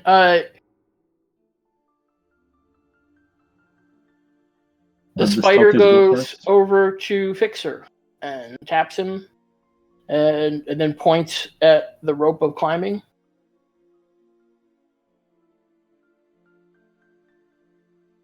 You want to climb up, hopefully find somewhere to tie it? Or you just want me to send it up there? The spider makes a nodding gesture and then a shaking gesture. Do you want us to tie it to you? The spider definitely shakes his Yeah. Just checking. But the spider will it was take yes. the end of the rope off of your belt. Yeah, well, I'll just have it start working its way up, and hopefully it'll tie itself And in 60 feet. The Well, the spider points at spots along the rope. Ears will start going up the chimney. Yeah. Stealthily. Wait, start swinging sides like you want him to Yeah, knot. where the knots would be. Yeah. Okay. So yeah, he wants you to knot it. Okay. Yeah, All and right. then the spider will take the one end of the rope up the chimney. Okay. After Ears. And if Ears is not too far up, the spider will pass the top end of the rope to Ears. You have a rope.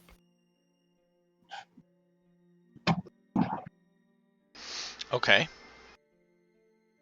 What is yours gonna do with the rope? Because I don't want to climb this thing while I don't. I don't know. If I see something to tie it to, I'll tie it. But We can brace it. Right? Go up to the Oh. point where it's hanging just above the floor and then Okay. hold it in place. I will go see where this leads and come. The spider nods. So I'll go up. So we went up to, or the spider went up 20 feet. All right. I'm gonna go stealth up and go nice and slow. Actually, I'll go talk to. I'll go back down and tell somebody who can talk. That same as before. If I drop this down the shaft, there's trouble. Okay. Wait. What? Drop what? The rope? No. One One of of those little the. pebbles. Oh, one other thing. Okay, gotcha. Okay. Yeah. All right. So are you Well, climbing all the way up? Well, I'm gonna climb until I see something different. Your dark it's vision low. is 60 feet, right? Yes. Okay. So you climb about 40 feet before, no, maybe 50 feet before you see an opening up ahead of you, up top of you. Probably another 40 feet or so, though. Okay, so it's like 90 feet. Yeah. Up. Okay, and are there any ledges along the way or anything? No ledges. Okay. I will keep going quietly. All right. So you can get to the top. And if you scroll upward slightly on the map, Scroll. Yep. Okay. Um.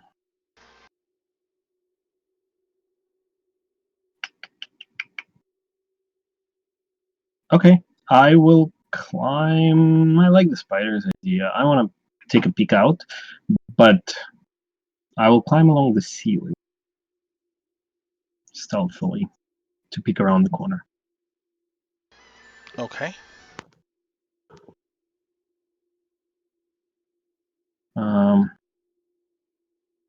And I guess I will stop here. And listen. All right. Listening, you don't hear anything. What is your passive perception? 16. So 11. You don't notice anything.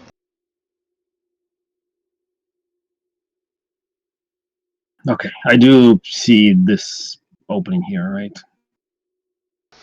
Yes, you do see an opening. Okay. All right, after maybe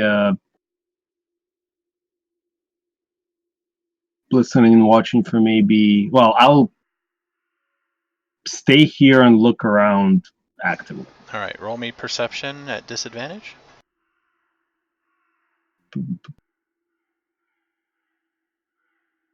Perception.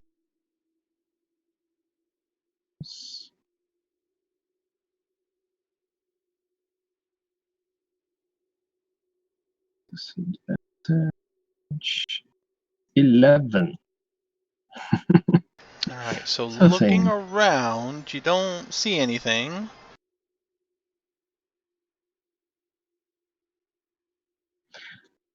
All right, I'll head back down.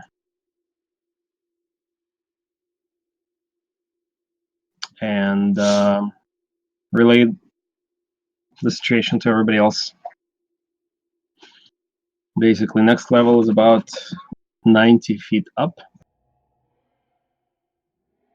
Plenty of handholds, it seems.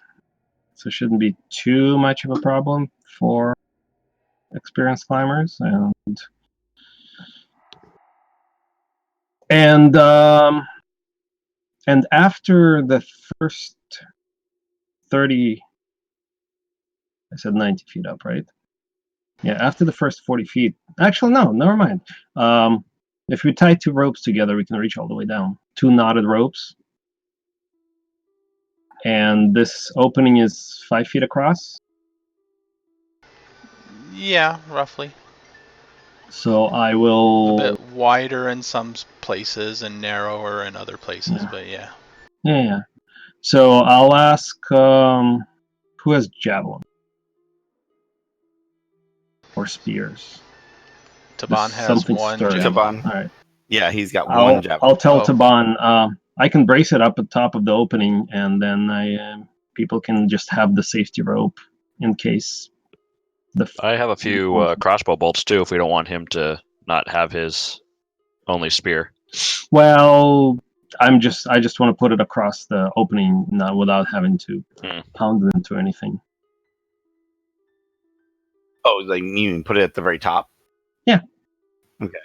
Are we Just gonna play it tie across. multiple? And we've and already tie the tied rope to multiple it. ropes before, right? Okay, that sounds reasonable. Alright, in that So I'll case, go back up and do that. who is climbing up first? Sure. I'll do it. Why not? Alright, give me a strength athletics check with advantage.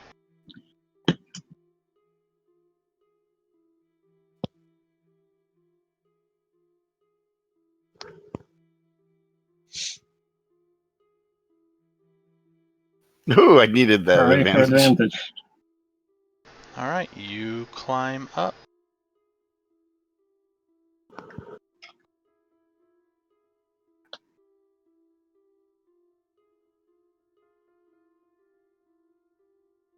Nice. Taban will go next. He leaves that torch down there because trying to climb with it might be problematic. So go ahead and roll a strength athletics for him too.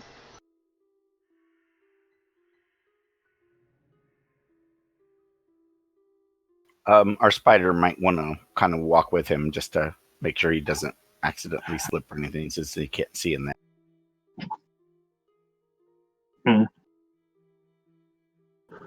Oh, sorry. I have his character, don't I? Where's this thing? I thought he's fine.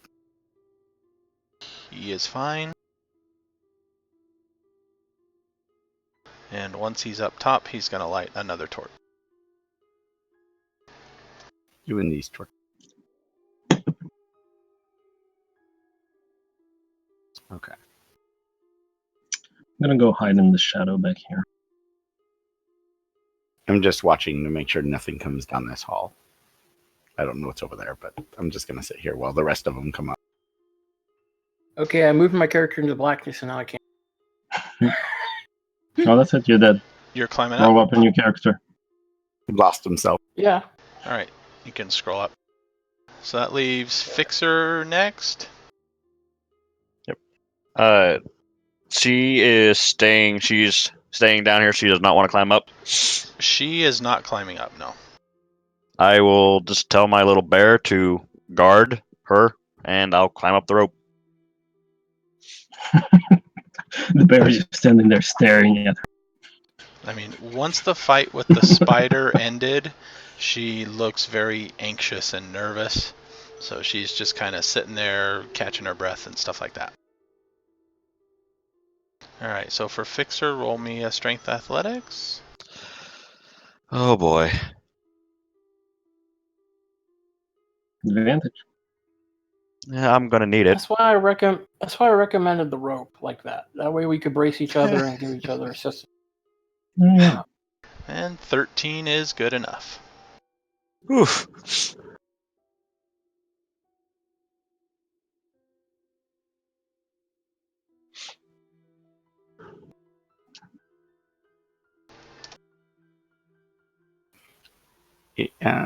Here's how much of this cavern did you scout? Just up to that entrance. I'll point down the hall. Oh, there's an entrance Not over there. further. Okay. Oh, well, at the end of this corridor, to the right, it opens up to the outside. To the left, I haven't gone.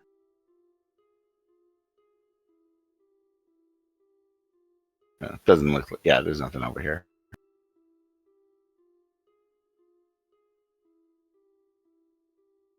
All right, take a peek outside. Does it look like we still have the fog?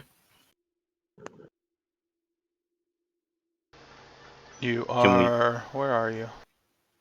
Up and see out the doorway over here. So. Okay, so going that way. What is your passive perception? Oh, it's crappy. I just want to see if we can see the fog. That's all I asked. Yeah, passive is a 12. Okay. You can still see the mist beyond the Okay. edge of the cavern. Oh, I'll tell Taban, we might want to be careful with the torch at this point, because if there's an opening to the outside, and if light shines out, the They Terra might folk want. might see it. So kind of keep it shielded from shining to the south. All right, but yeah, check. Did you take a look on the ledge yet to see how that looks out there? No, I haven't. Okay, be careful with them flying around. Spidey's going, it seems. Oh, okay.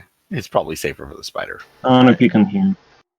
Alright, so Twillin is there, Taban is coming up, Nexus and Ears are there. Ears, your dagger alerts, Darn it. 25, as kind of up at the ceiling, a bit higher than your plane of vision when you were hanging over there in that cavern. You see several sturges starting to flap their wings and get very upset. The light. Put out the torch. Put out the torch. Well, at this point, Too late. Never boy. mind. Nah. Nah, they do it even in the dark if more than one person goes into their little area there. No, okay. So nobody is surprised, however. Oh, you're gonna I know, I'm so upsetting the for the DM. You want to clear the old initiative? Yeah. No, I'll just keep mine.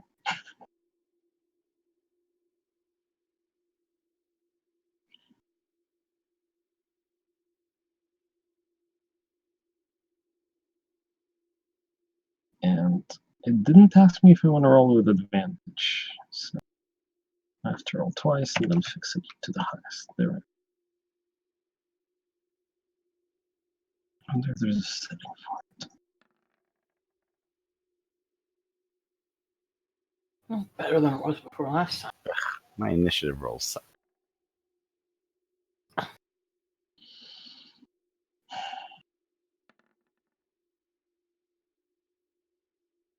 You have an inspiration chip.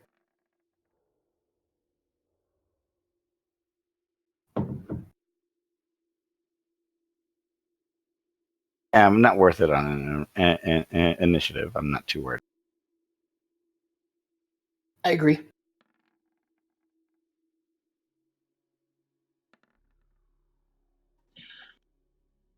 Oh, I guess I can't.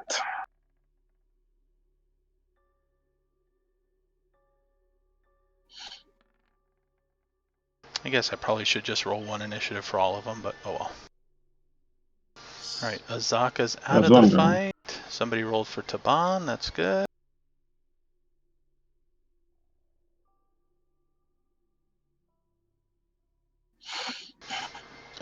Since I don't have Azaka, I can control Taban again. Cool.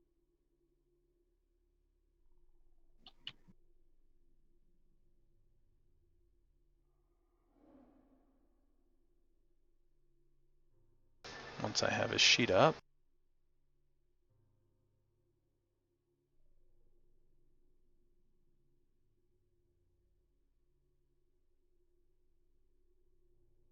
Alright. So 3 Sturges. Yeah, they're gonna go first. Oh boy. Good lord, they rolled really good. Yeah, they're going to, since Ears is further in, 2 are going to go after Ears, and then 1 after Nexus. First floor I ran. Party almost died because of Sturgis. Sturges are really obnoxious. Yeah. Since they have a fly speed of 40 and they're only kind of fluttering right above, I'm not going to bother moving them around all that much. Alright, so on to Ears first.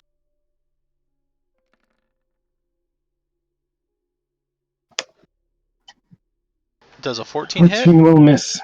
Alright. 16 is the AC. Second one. Misses. And against Nexus.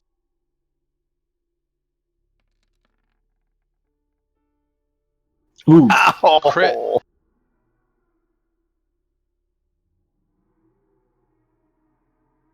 That's not nice. Alright, so it attaches to you. Ugh, I hate these things. I'm going to move it just below you and give this one a net symbol to say it's attached. So it's 10 damage total, right?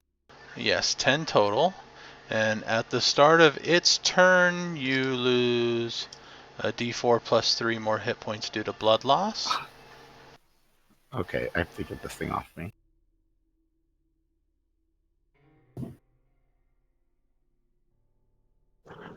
Yes, you can use an action to detach it. Anybody can use an action to detach a Sturge, not just the one it's attached to. Fixer, you are up.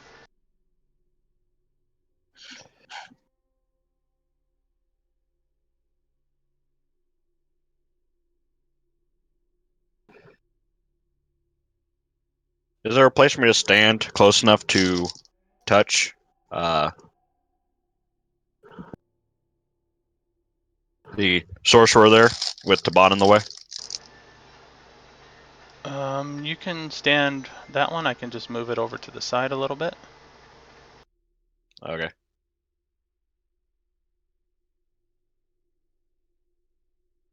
And I will use shoot. Would it be more advantageous to heal or get the thing off? Thing off, preferably? Or kill the ones that have not yet attached. Yeah, I could probably deal with this one. And since, you know, I don't want to metagame, but it does say it'll detach itself after eating 10 hit points, which it already did. But, so I would, Nexus personally would probably want to get it off, but she can take care of it herself if she needs to. Killing them was probably a priority. The ones that haven't gone yet. I will attempt, I guess, to hit the one that's in the right corner, or not right corner, but the right side up from me. That one. Has that gone yet or no? I can't Assuming tell. I'm assuming the ones that have gone are basically next to ears. Okay. They're tiny or something. Yeah, So they're more tiny. or less into square. Oh, I see. Yeah. So you can probably tell which ones haven't gone because they're still up there. They're kind of all then- flying around. Okay, well, I'll just attempt to hit one. All right.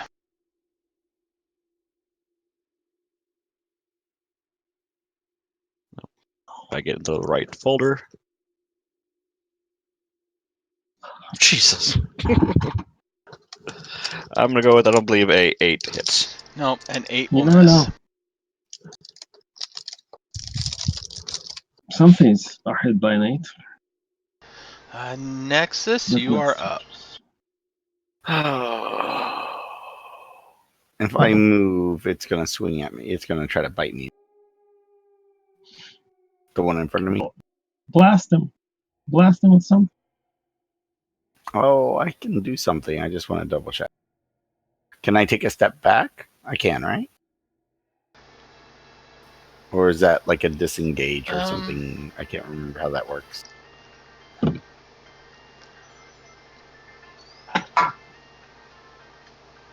Because they're tiny and they're kind of fluttering around, so I didn't know if they're technically, besides the one that's attached to me, are they technically in melee with me at the moment?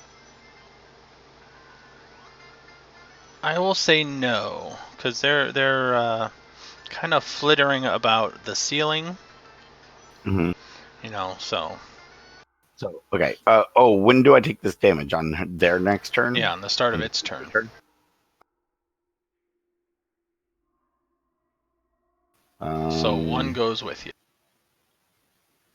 Okay, the one that was like in front. Okay, that was the one that's attached to me. All right, do I blast him or take this thing off of me? It's gonna be spider. No, it's gonna hurt.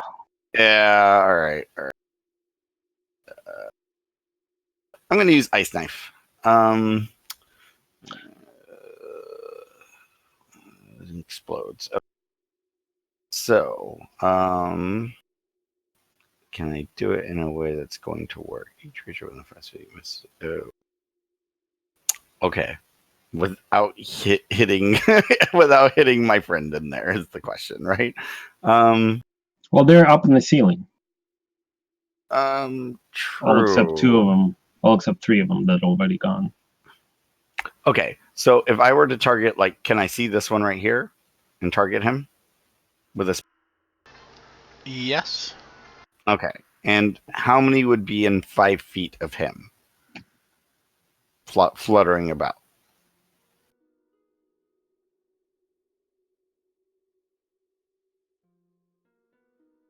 It's always fun. At the moment of impact, I'll say a D4 plus 1. Okay, sure. Let's do it. All right. So I'm gonna shoot it with ice knife, and let's. Kind of warforged and. Of course, I'm gonna roll a 7. They still have to make the save. I don't think I have to hit with it if I remember right. It explodes anyways. Okay. All right. So roll a D4 plus 1.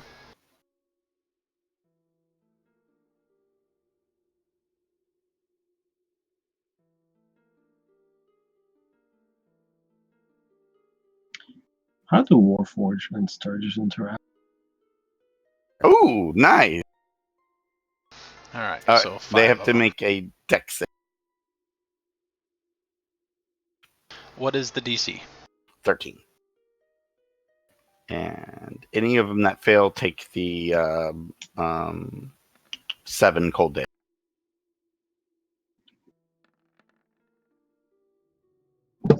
Really, come on. There we go. 2 of them fail. I was hoping for at least 3. That's something. Oh, wait. I should have used my inspiration chip. I'm sorry. I didn't even think about it. I didn't think about mine either. Yeah, I just didn't think about it. All right. It's just a bunch of Sturges.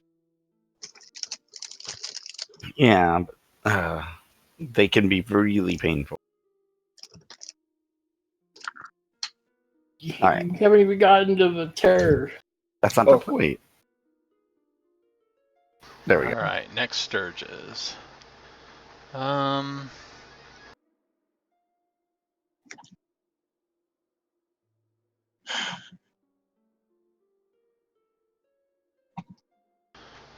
So we got 2 still in the room.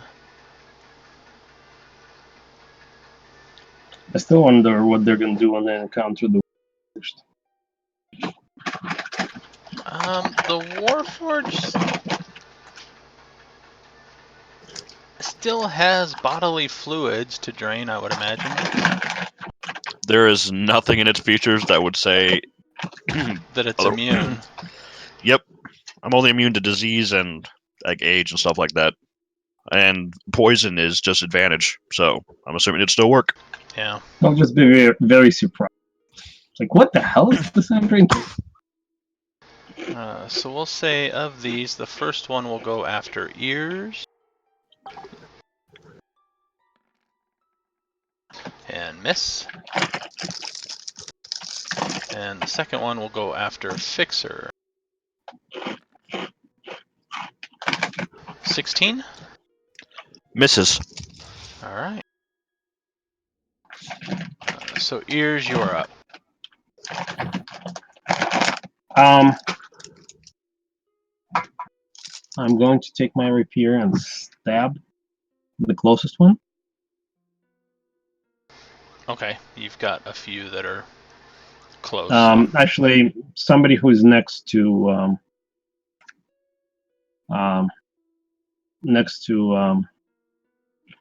the Warforged. So try that. There are not enough. Oh wait, you'd be next to Warforged and Taban, so is that advantage? There's 3 next to him. No, he's around the corner. Because of that corner, I'm going to say he can't actually attack them. 19. That'll definitely hit, though. How's 18 points of damage?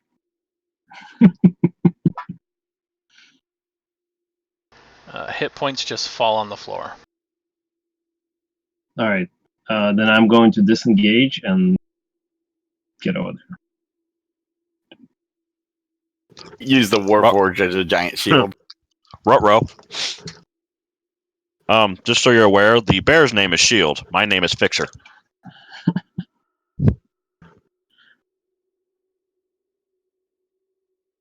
Yours is not too thrilled about close quarters combat. All right, Twillin, you are up. Neither am I.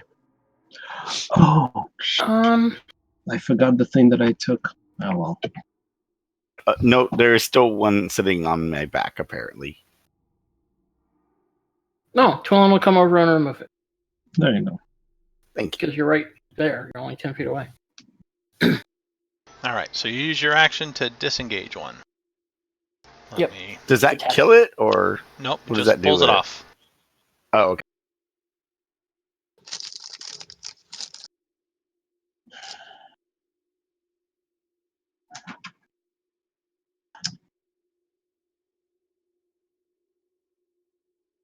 And I'm going to kind of move it so it isn't buried under tokens. It's out of our line of sight, though. We can't see it. I forgot my skirmisher reaction. All right, Taban is up.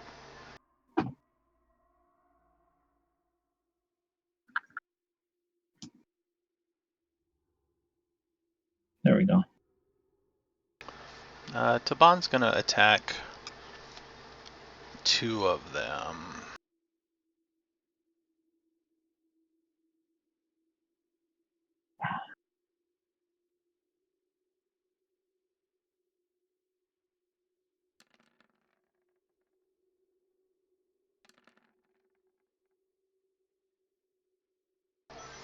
Yeah, so kills one. And the second one.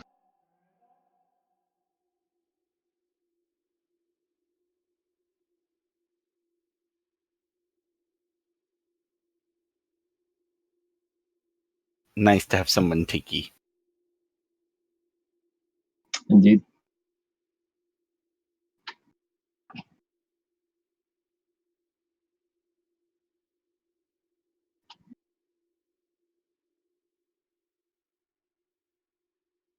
Because if that bar of hit points up there is accurate, he has more than 5 times what Ears has.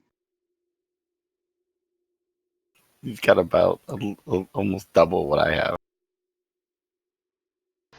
Alright, so one that's left is going to attack Taban. Yeah. Well, no, like 5 times. Yeah. Sorry. That's one.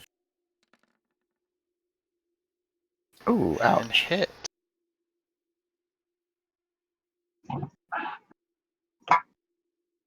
For 7, and it's attached.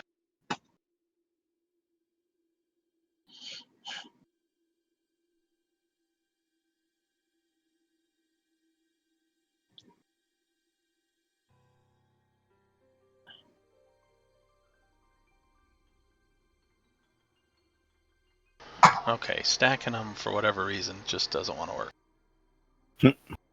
Alright, next round, there's one here still alive. It's going to go after Taban also since he's there. And miss. Let's see, this one here is still alive as well.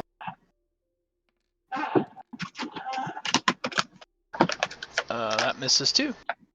And that one's crackling. So, Fixer, you're next. Someone's mic is open. I am going to attempt to hit one that is still fluttering around. That would be Eugene. Eugene, your mic is open. Is it? Yes. Yeah. You can absolutely Making hear you noises. crunching about. There we go. See? I always hit the second shot. But I hit mute. Hardware mute. How's that On not- Discord? No, hardware mute. Oh. Oh. Okay. Apparently your hardwire Now mute use- is- I've had Discord hit or mute. miss with that. Oh, I hope mine's been working. Alright. You kill one of them. Let's see, is Taban over one? Yeah, he is.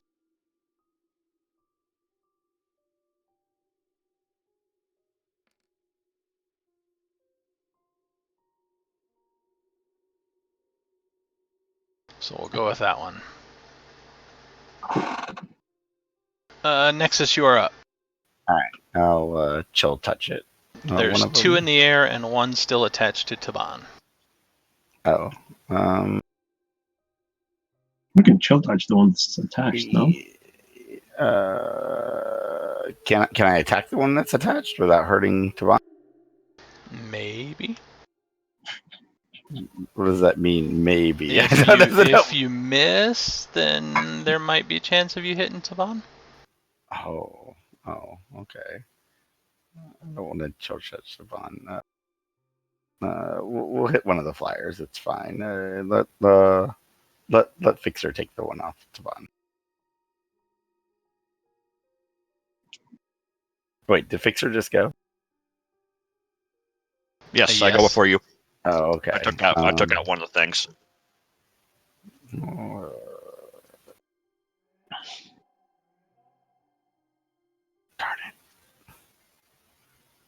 it. I'll shoot one of the flyers. I don't trust myself to not hit Tavon accidentally. So, all right. So yeah, I'm gonna. And I crit.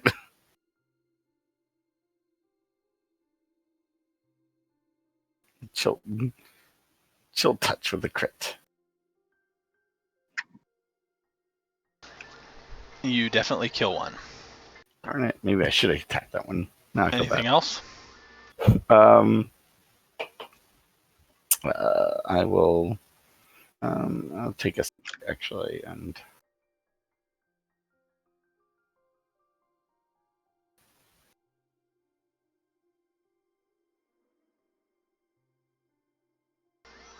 So you move back.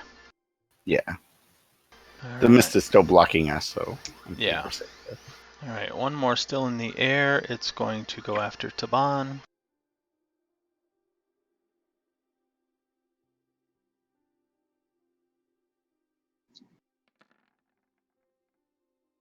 It's gonna miss. Ears, you're up. I'm going to hide around. Remember, there's one still on Taban. If you Yeah. want to take that one off. Yep. But I'm going to hide first because I just remembered how to play rogue. Why would you hide first? I don't think it matters. You're just taking it off Taban, aren't you? Advantage. No, I'm going to kill it.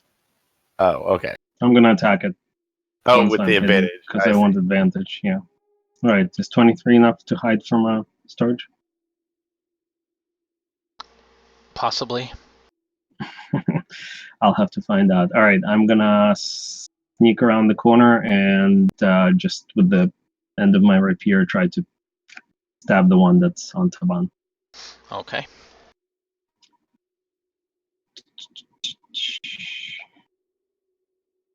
Rapier. With advantage? Well, I'll roll with advantage. You can tell me what happens.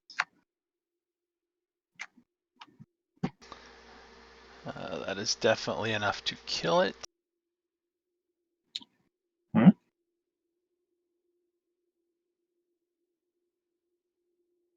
Your rapier goes through the sturge and through Taban's neck. No. And I'll You step back. You might have to be apologizing to Taban in a second. It was precision work. All right, Twillin, you're up. There's still one kind of fluttering in the air. I had this image just now of the rogue method of what they do when they encounter a cockroach in the middle of the night in the kitchen. They take the hide action, and then they surprise it. Yep. Uh, That's exactly I'm what gonna- I would do. I'm gonna scurry along the where is it located physically? I don't know. Where is it? The one here? More or less, yeah. Okay, I can scurry along the ceiling until I'm above it and then attack. Yep.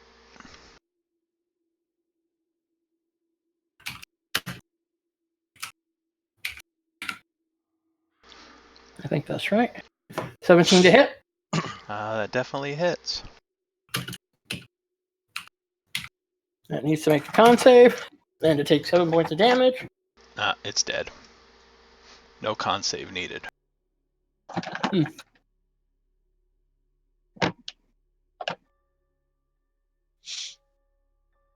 Okay. Good job, guys. Ow.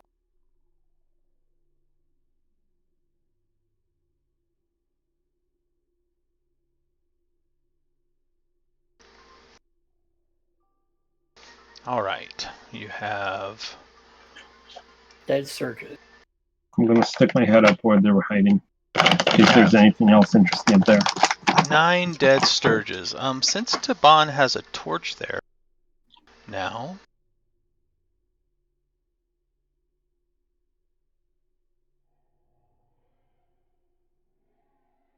on the ground underneath them is a kind of laying underneath a pile of guano and other debris. There seems to be a dead, desiccated corpse.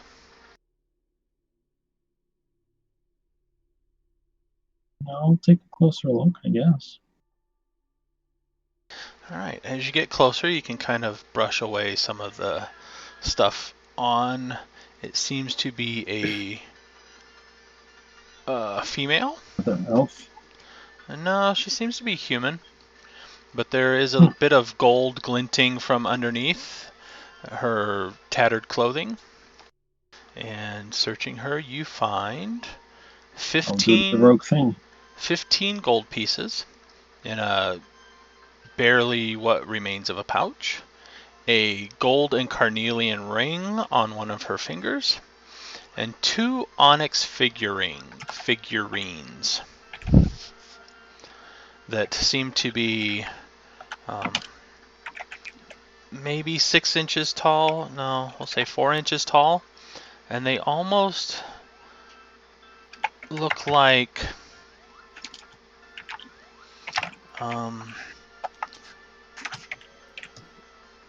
they seem to represent very small figures with a slightly larger face that's smooth of features, nothing that really stands out so much. Like humanoid? Yeah, they're humanoid. They're not human, though. It's a weird creature that they seem to represent that doesn't look familiar to you. Like a featureless face. Yeah.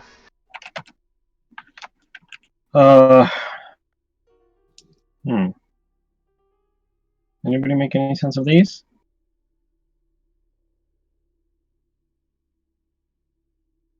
The figure. The figure. Yeah. Would like a history check or arcana or do anything to tell what they are? No. However, Nexus, they kind of strike a memory with you. Do they? Yeah, they Wait, what? almost look like that creature that you woke up to find going through your bag. Oh, right. Interesting.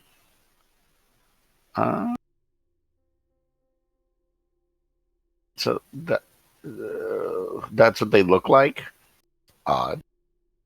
Yeah, that's what they're stylized as, these little figurines. Do they look magical, like any kind of runic stuff? No, just artistic. Carved pieces of onyx. Keep them and maybe worth something. Might be useful if we run into those creatures again. Maybe it's something they'll be interested in. Okay. But yeah. Somebody keeping track of general party loot? I usually am. Yeah, just put them in the party loot for the moment. What else was there? You said 15 gold here. and then... Thank you. 15 gold, 2 onyx figurines, and golden Carillion. I have no idea how to spell it. A Ring? gold Carillion ring. Does the ring have any... is it just a stone ring? Like a stone in it? There's no... right. No gold, inscription or anything? No. Gold ring with a carnelian in it. Okay, that's what I thought. Mm-hmm. Okay.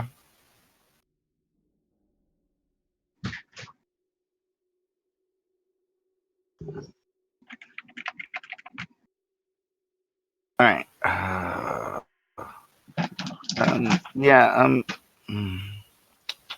Twillin, take a look out there. See if there's any sign of those flyers. We don't want to walk out there and get snatched. Roland stealthily exits and crawls along the wall. I'll... towards the... All right, so coming out, you do see the ladder that leads down. Down. Yep, this one seems to lead down. We didn't see one. Go ahead. We didn't see one leading up from the other thing? No. I'm curious where that goes. Okay.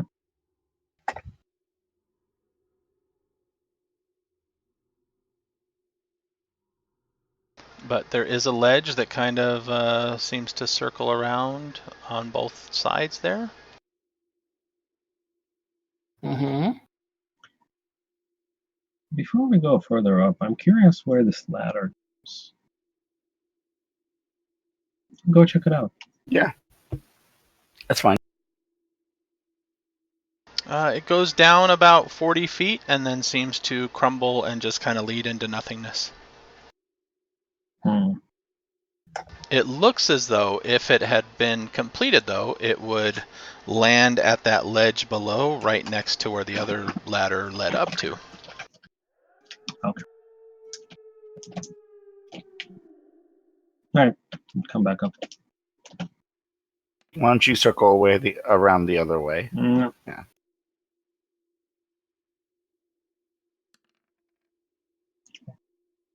All right, so Twillin, you circle around there and you see a ladder leading up. How far up does it go? It stretches above beyond where you can see at the moment. Okay.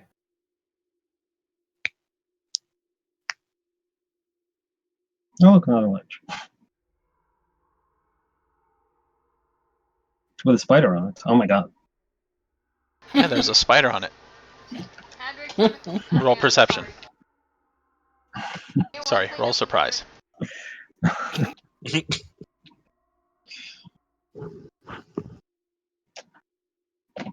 Twillin will go up stealthily. All right. Not using the ladder, but beside it.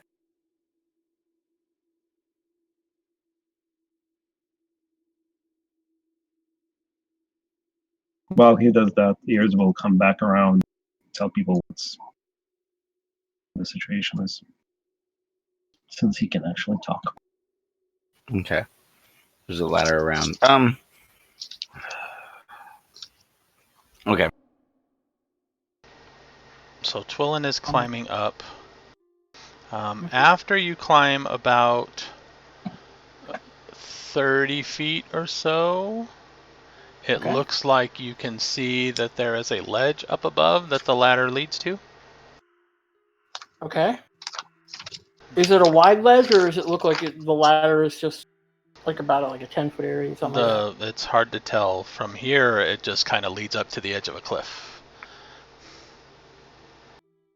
Yeah, but I know. But I mean, like on to the side of that part of that cliff. Can I see like? Does it look like it blends into the wall on each side, or does it look like there's might be a space or something up there? That's what I'm going.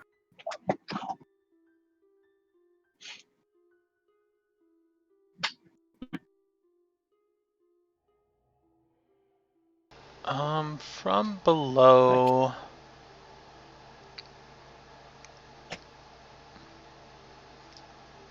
From below, it looks as though where the ladder leads up to is a small jut out point, so it might jut out from the cliff face. Ah, okay. I will get 10 feet under that and wait. Okay. So that I can see just above it with my blind sight.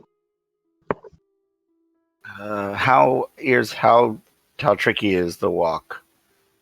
I'm just curious if Taban can do it without Fixer can do it without the torque. Well, the wall is right there. Probably want to tie a rope to that ladder, at least for stabilization purposes. Just have a rope along the wall. It didn't seem very tricky. I mean, it's wide enough to kind of creep along the side, but it is windy up here now. So yeah, tying down with a rope is probably a good idea. Okay, so Taban, when you come out here, we're going to quench that fire. We're going to tie a rope around us to make sure that we can get across here just okay, without falling. And just stick to the wall as much as you can. Okay. But actually, before we do that, let's find out where the ledge is on top, because maybe we just go straight up from here, if the ledge goes all the way around. Oh, do you want to crawl up and? No. Well, let me go find our buddy there. Okay. I think he went up near the ladder, and then scout out the top ledge a little more. Okay. You will tie ropes around us anyways, just to be on the safe side, and we'll go from there. So as I'm tying ropes, they'll go. So are you tying one rope between the three of you over there, Yeah. or one So between two and basically, then if one another falls, between it'll two? catch the others.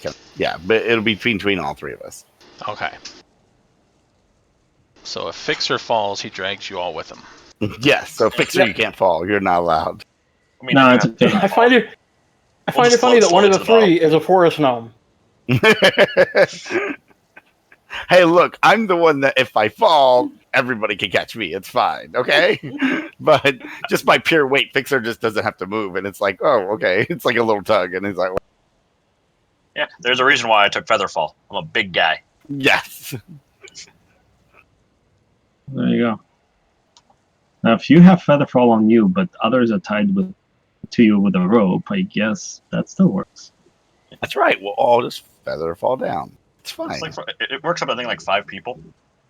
Perfect. I mean, it'll be a pain to get right back up again because we have to go all through all this again, but it's fine. We'll be fine. All right. So you, Ears, go find out what we're doing. Yeah. So I'm gonna go up meet our Spidey friend. Okay. Chitter, chitter, chitter. No specific gestures from the spider. Then I'll stealth up and peek over the edge of the ledge up top. All right. Hold on here.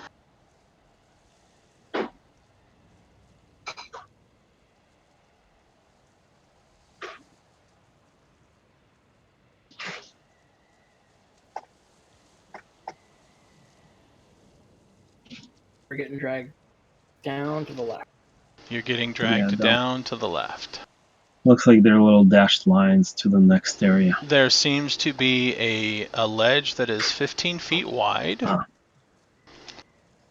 Okay. And I am looking from your point of view. You can see a glow from within. Oh. How far have we gone up at this point? Let's see, we did This is 80 feet 60. from the ledge below you. So we did 60, another 90. Another 100, but 90 feet of the climb because you had a 10-foot ceiling. Oh, right. And then how far is this? 80. So you are 240 feet above the ground. Okay. Well, since there's light, I'm gonna stay stealthy and kind of peek. See what I can see. All right. Probably just peeking my head over so keeping my body below the ledge. And just sticking my head right over it. All right. So what you can see then is what you can see. Okay, so what the heck is that? There seems to be a figure in there moving around. Oh, it's moving around. Okay, so this is... And there's light coming from it. Yep. Okay, I'm gonna go around the outside. All right. Colin will go up around the right side. Okay. Okay. I want to see... Keeps popping. I want to see if there's any other ledge. I'll save you the trouble. There's no other ledges or entrances. Okay. Just... Uh-oh. I can't see. There we go. Okay. So I'll go back down. And wave the spider to come to me. Oh, okay. And explain the will situation. then come down. And I will explain the situation. That there's something moving around over there. And light. How big is that level? I mean, have these levels been consistently getting smaller, basically, right? In diameter. Slightly. It's hard to tell from inside because of the cave thicknesses and stuff. But looking down, if you want to get to the edge, it does seem like you can see mostly down and then a small step. Okay. Could Ears estimate how big the area it was that he walked around? Since he walked around the whole thing, could he kind of give an estimate of how big?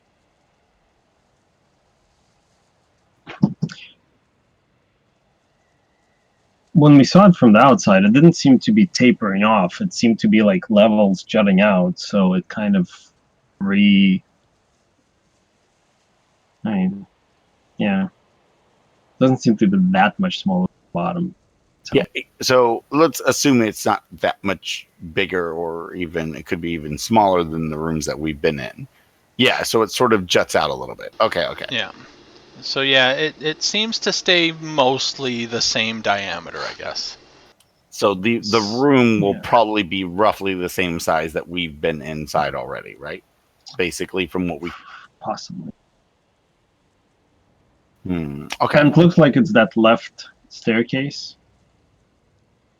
of when we saw it from that side. I'm basically looking at the picture. I don't know if I can indicate One, on two, handout, three. but I don't think it counts. It's the third one, right? The third, the third level of. Okay, so we're really getting close to the top. Yeah, on the right side you have the ladder that leads up to the first ledge. Then you have a blank spot. Then you have that ladder that kind of leads down into nothingness. The broken one. Yeah. Okay. And that second ledge is where you're coming out of now, and then kind of going clockwise around it, and they are up that third ladder or space. Gotcha. Okay. All right. But there was no real ledge there, so there's really no other way around it. We have to go in that room. Okay. Well, unless we want to go all the way to the top directly. Yes, but our mask could be in that room. Good. And if that's the case, we get the mask, we deal with whatever's in there, then we get back down without having to go to the fall down. Yes, but without having to go to the very top would be a better option if we How don't. How does Featherfall work? What? I choose up to. Here I might be able. I'll just link it. I'm just thinking of exit strategies. Yeah. 5 fallen creatures within each. Creatures right distance.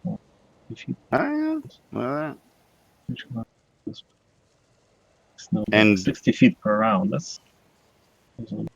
So we could fall 600 feet without issues. Yeah. So okay, fair enough. We still have friends to retrieve from the first level. We can.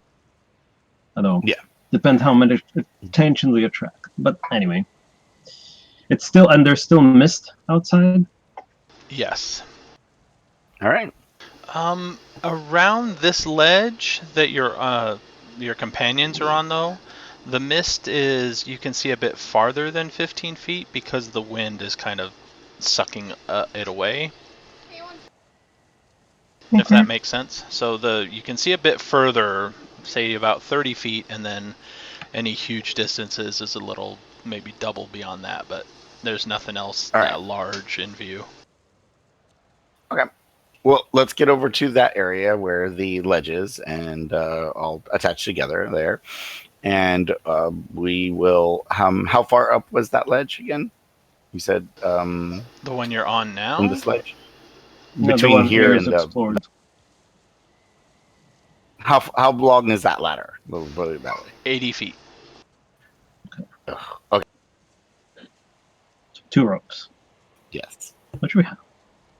All right. So what's the order? I'm gonna line you up on the ledge. Change the order that you're going if you wish. I think. Well, while we're down there, I think Taban should be the Yeah, no, he's the strongest. He should be first. Yeah. He's able to hold more than anybody else, so he should be first. And there's light up there. And, and Fixer in the middle, and then I'll. Okay. Because if I fall, then I just swing, and you can swing me back up. That's fine. Twill and I will already be up there.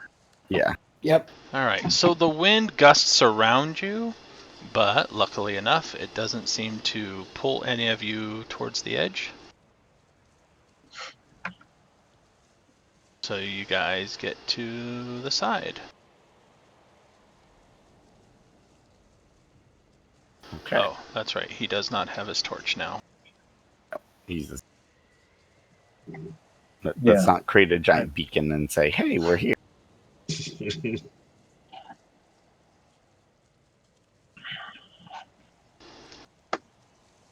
I will be directing them from the back, and I would imagine ears could be in the front, just to be that way we Ears can. probably going to be hanging up on the ceiling.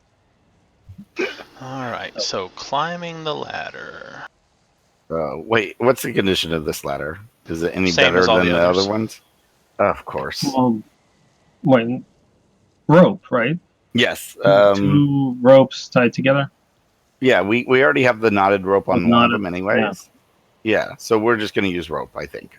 Let's just do the safe thing. I don't trust the. Mm-hmm. All right. With the wind, however, I'm going to need rolls for this one. Roll. And the 3 are still tied together. Sure. So this will be strength, athletics. The knots still give us advantage, right? It's just got an actual higher DC. Lower DC. Oh. Okay. The DC is going to be an 8. So let me roll Taban. I climbed like I was made to climb. Apparently.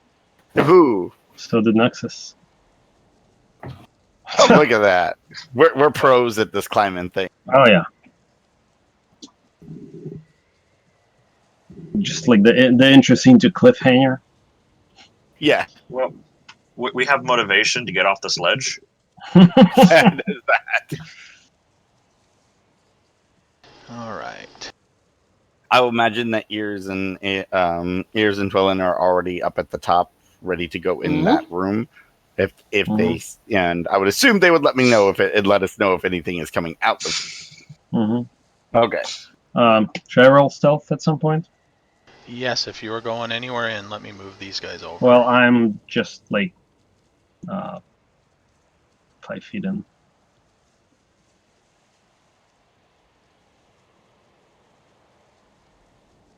I'm not going any further for now.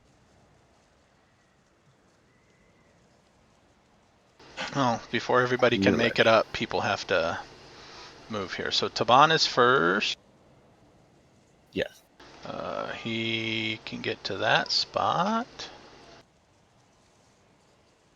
So Fixer, you have your choice of, well, you probably want to get behind Taban there so that Nexus has a spot. Oh, I can see quite well what's. Oh, what is that? Yeah, I don't know. That looks like one of those flying things is in there. Probably.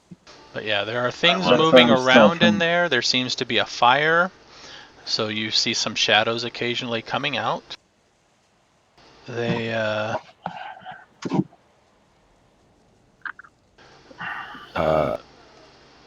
there seems to be some conversation happening in common, but with the wind, it's hard to make out. You basically can understand that they are speaking common, but it's more of a murmur than loud enough to be heard that far out.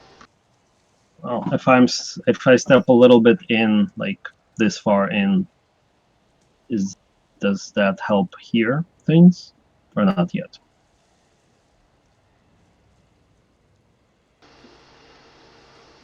Roll me perception.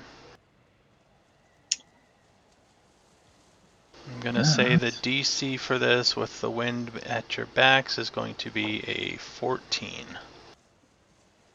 How about a 15 then? 15. So you hear some murmuring about what you pick up, because it's a weird dialect and it's kind of cawed out instead of spoken all that well. But what you pick up is, when are they going to let us eat him? And somebody else is saying, no, it would be nice to throw them off the ledge. And then somebody else is like, no, we must wait. That's what you're picking up. I will relay back. I guess Taban is next to me, so we know kind of quietly. tell him that sounds like there might have prisoners that they're debating whether to either throw off the ledge. And these seem to be underlings of somebody else. And I went around, so there's only one exit to the outside from here, but there might be a chimney up. So we have to go through them. Okay. Unless we just keep going up, but I'm not sure if that's a great. They might escape up, is my. Yeah. Oh, yeah, Nexus is right there too, so I play that as well. I will hold up my hands. How many do you see? How many voices did I hear? You heard 2 different voices. Okay. I guess stealthing up, I will peek in a little bit. So see what I can actually see.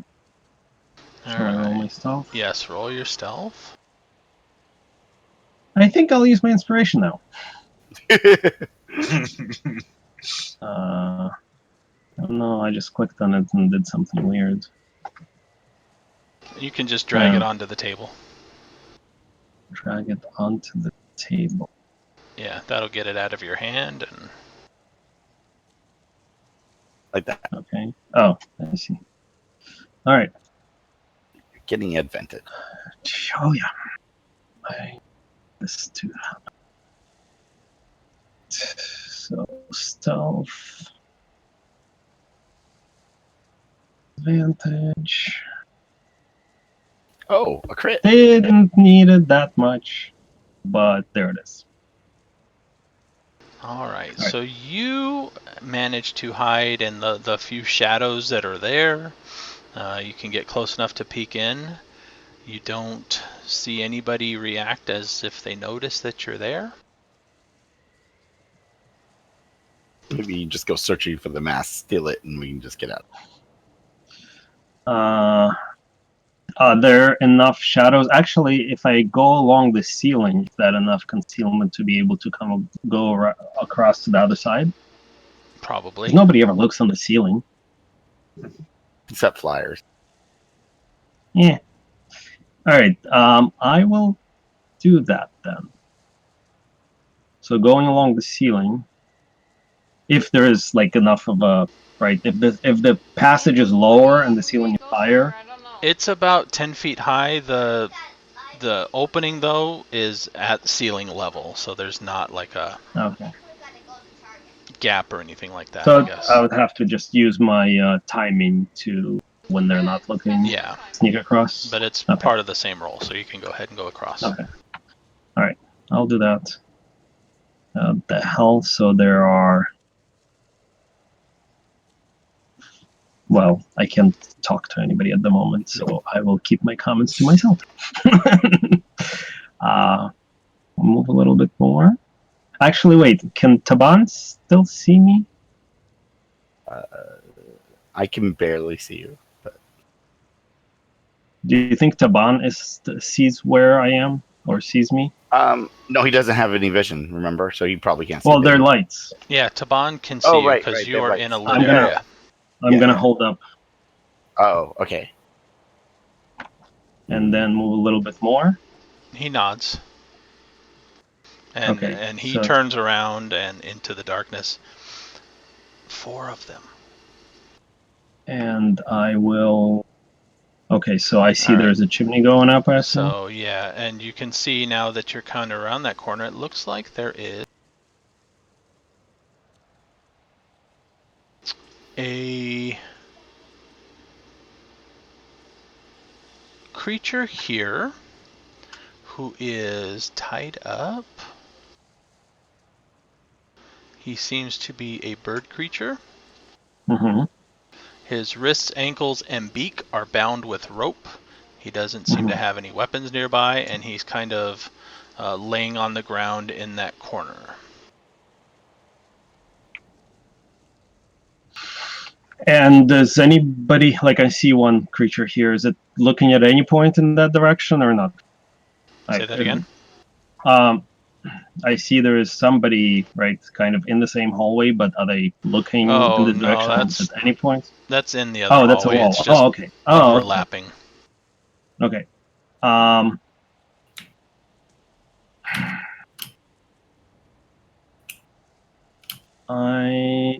Now it's a bird creature. Yes, it is a bird creature.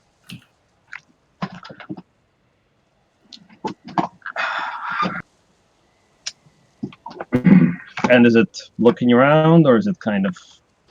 No, it's probably unconscious at the moment. Okay. I'm gonna get a bit closer.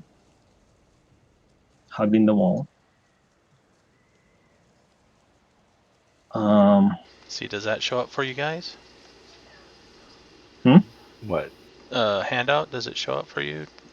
No, Or do it I didn't actually hand have to? No, Yeah, it didn't. I don't see anything. All right, let's do that. Oh, yeah. There it I see it. Oh, Okay. it's okay. Okay. It's an Aarakocra. All right. I'm going to...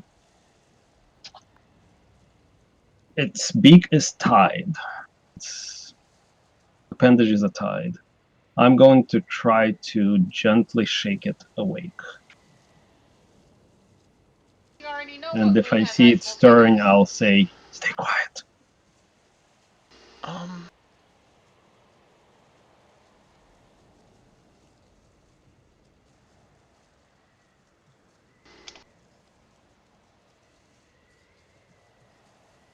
It seems to come awake, and it hears your voice, but it seems to be kind of trying to cower further into the corner and kind of looking around as though it can't see you. Do I see if there's something wrong? Oh.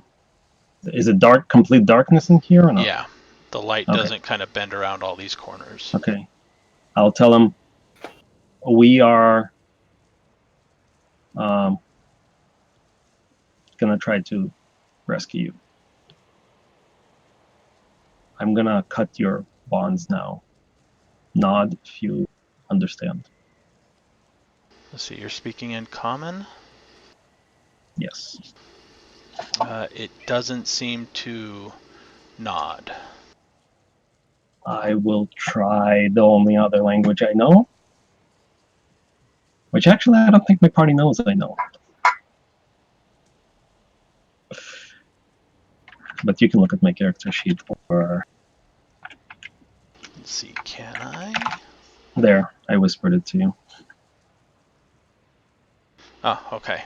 I don't think it helps, but I will try anyway. You get a reaction, but not a favorable reaction. More Okay. of like a confused, almost as though it recognizes the language but doesn't understand it. Okay.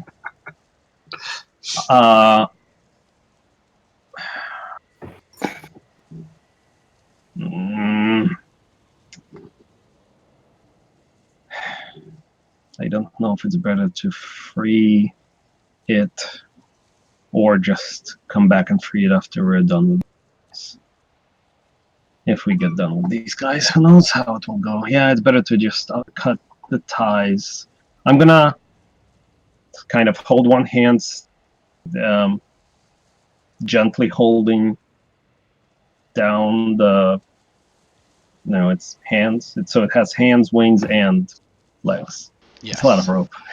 All right, I'm gonna gently hold its... We'll start with the... Yeah, we'll just start Its with the wings aren't bound. Okay. His wings are just tucked, behind it. His ankles are bound together, his wrists are bound together, and his beak is bound shut. Okay. I'm going to gently hold down its legs and cut the rope that's holding its legs. All right. And then just keep my hand there gently too. Recognizes the feeling of it and slowly begins to kind of move his legs back and forth slightly, trying to flex them a little bit.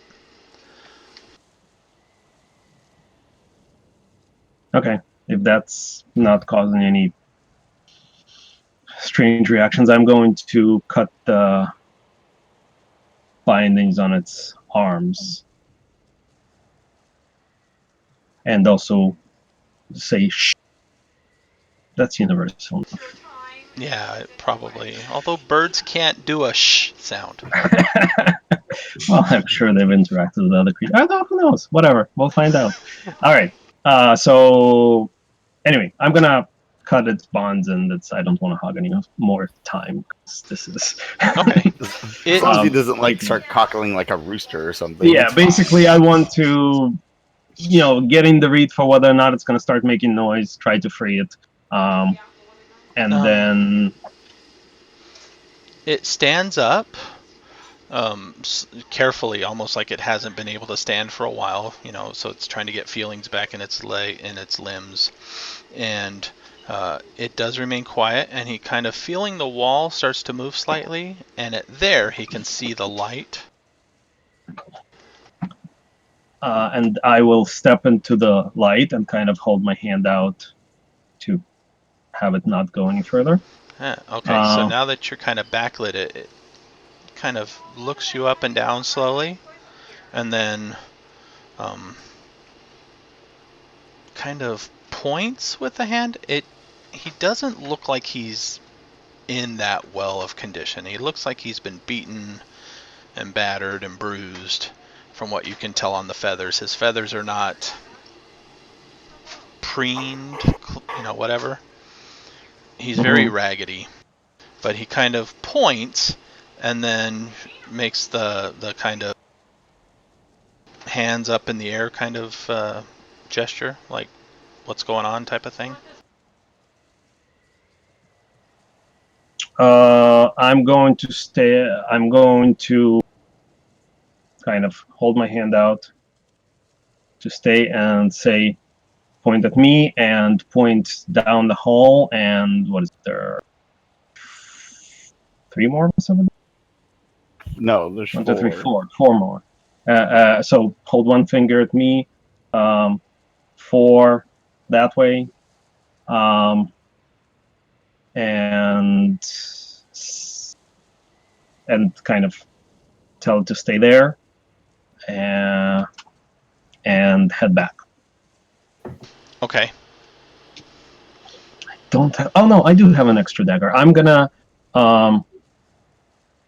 Better than nothing. I'm gonna give it one of my extra daggers to hold on to. Okay. Hold out with its hilt, but that's still tell it to kind of stay.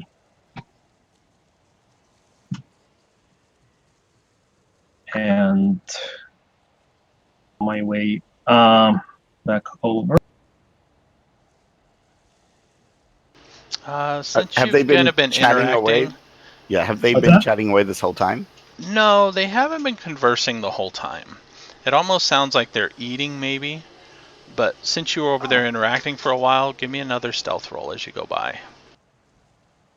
Sounds good. I don't have another inspiration, so here we go. This will be fun. Let me just double check. Special for this. So You could just launch a big giant surprise attack on this.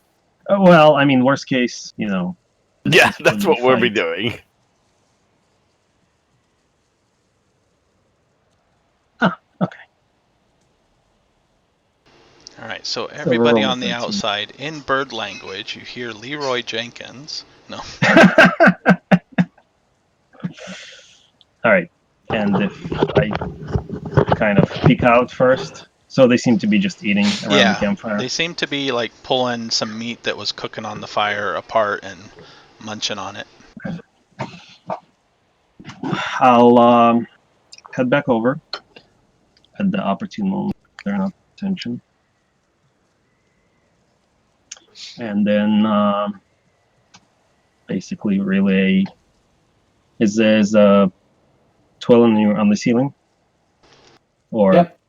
Okay, so I'll come over here and kind of tell everybody. So there's a bird person. I don't know if I know Eric, but whatever. That was tied up in the back room. That has a chimney going up. I untied him. Give him. Basically relay everything that happened. They don't seem to understand common. did not see the mask. There's a chimney going up in the back room, and there are 4 bird creatures here eating. So we could try to just go up outside and not engage these 4. Or we could try to deal with these 4 to have less stuff. They seem to be big, so they're probably not going to fit up the chimney. Is that accurate assessment? They could probably squeeze. Okay. Well, they'll get their asses shut up full of arrows. Or we could surprise them while they eat and just take them. Well, yeah, that's what I'm thinking. Yeah, let's do that. I don't want them chasing us up at the very end. And I agree. let's finish this down. And you can pick your spot over there you want, and I'll give you the first move, and we'll surprise from that. So we all move once you attack, or we can all simultaneously, I guess, if assuming some of us can get a. That should be doable, right? He does the hand movements of 3, 2, 1, and we all pile on to this one poor guy who we could all see. There's limited space, but yes. Okay. Yeah, I'm gonna try to make my way across to. Was there another idea? Because you two should be able to squeeze over or get over here and get into a hiding spot where you can leap. The rest of it. Mm-hmm. Bless you. Oh, so did Fixer have an idea? In the room. So once we can get a good idea in the room, we can actually see everything going on. Or is it just limited to only seeing a couple of them? No, all 4 of them are visible there. There's 4. I think I can get a bead on 2. I can see one in the very corner. Oh, okay. I see it now. I was just outside on the ledge, so they didn't load up for me. Yeah. No, you wouldn't be able to see it. That's the whole point. Yeah. Once you're, so. I was just saying once it was in the room, if we all get in there, if we'd be able to see. I would explain that. I got a good spell, the Earthen Grasp. I can just grab this dude, and he won't be able to go anywhere. Yeah, block the entrance. Sounds good. Yeah, and that nails them pretty tight into that spot. And then the rest of you can pile onto him, and we can go from there. Sound good? Works for me. Sure. All right, we got a plan. We're good. All right, you have a plan. So it's going to start with my Earthen Grasp on that one dude, and then everybody else is I'm gonna make my way across to the other side, right? All right, so you make your way across to the other side. With surprise rounds? Yeah, with surprise rounds, you only get one. Do you get your full turn, or is it just the action? Technically, there's no surprise round. Oh. If you're surprised, you don't get to act, but everybody rolls initiative. Yeah. Oh, okay. Right. All right. So we get to roll initiative. They get to roll perception check because Ears has a stealth roll here. They may or may not go above, but probably not. What do you mean? Didn't just use their passive perception? When you act, they should be. Yeah. I mean, I imagine they might after I do something, but I don't imagine they would do it. They're eating, so I would imagine they would just get their passive up until that point, until something happens that would draw their attention. Yeah, but the way the game works, it doesn't one person acting doesn't start the round technically. Right. Okay. So based on the initiative order, everybody that would go ahead of the person acting can ready an action if you want to do that. I see. Okay. Yeah, and they won't know anything is happening until somebody actually acts, right? Right, so the initiative order is cleared. Okay. Can I make my way across? Yeah, you could have. You were going to do that before. Okay. And I'll gesture back. Actually, he probably can't see me because I'm hiding. All right. Initiatize. Where selected.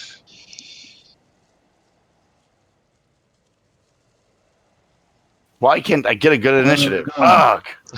Where's my initiative?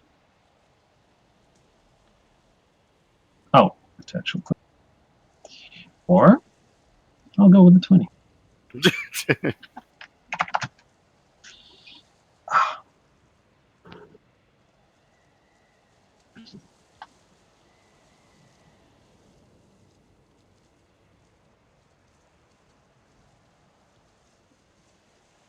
Also for Twillin, there is a copy of a giant spider in the character sheets for you. Should be able to roll it from D&D Beyond also.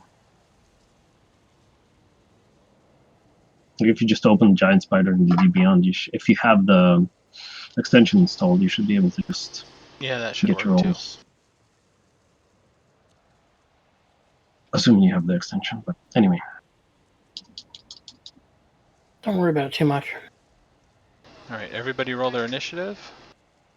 Only a couple things there. Type in. Oh, at least they got a really low initiative.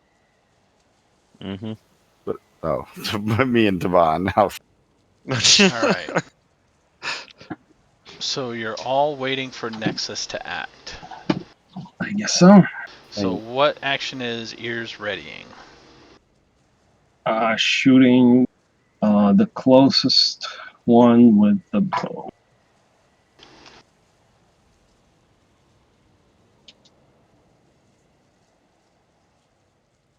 Her. Alright. Actually gonna say with that corner here, this one's probably the best target you have. Sure. That works too. What action is Fixer readying? Uh, I deleted you from the turn. Actually, I guess I'll get ready to shoot whichever one I have the best view of. If it changes, it's whichever one I have the best view of.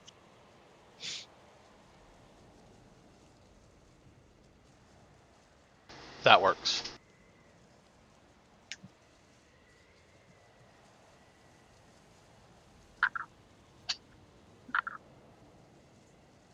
Did you move them around a little bit, the creatures?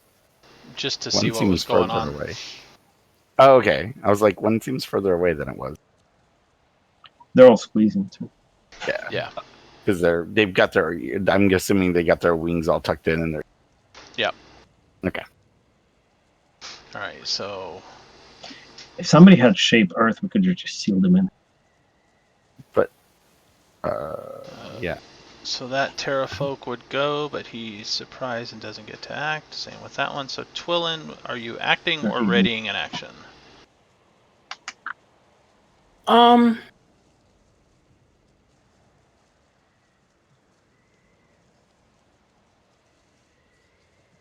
Neither. I'll just pass. I can't think of anything to ready. Okay. Taban will ready a charge if one comes out into the hall. Charge. Nice.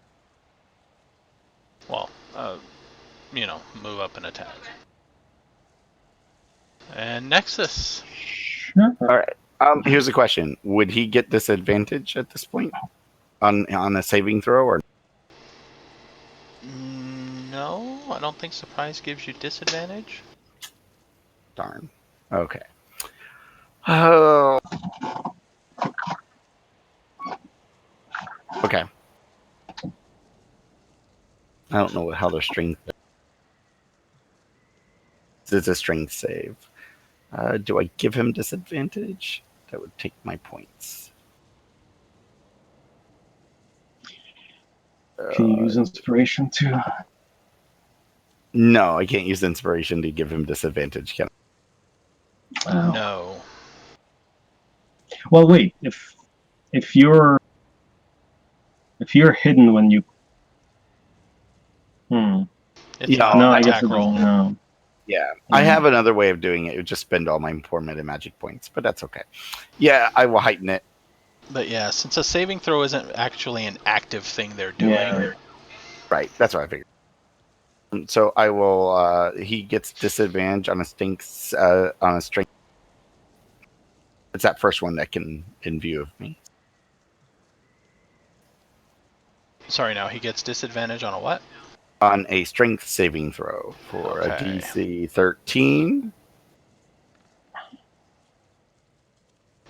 Disadvantage, he fails. No, didn't need it, but that's okay. Woo. Just good to check. Did it click or no? No. All right. So he is. Wait, that's just the first one. 9. And he is held, I believe. He's grappled or whatever I think it is. Oh, restrained. I'm sorry. He is restrained. All right.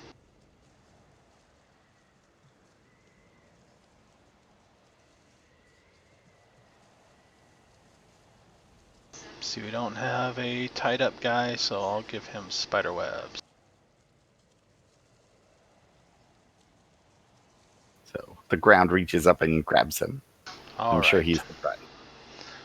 So It's okay, readied we don't see actions spider go web. off. Pew pew. The pew. So which one you said the best vantage point on? That Is one would back have the best, yeah.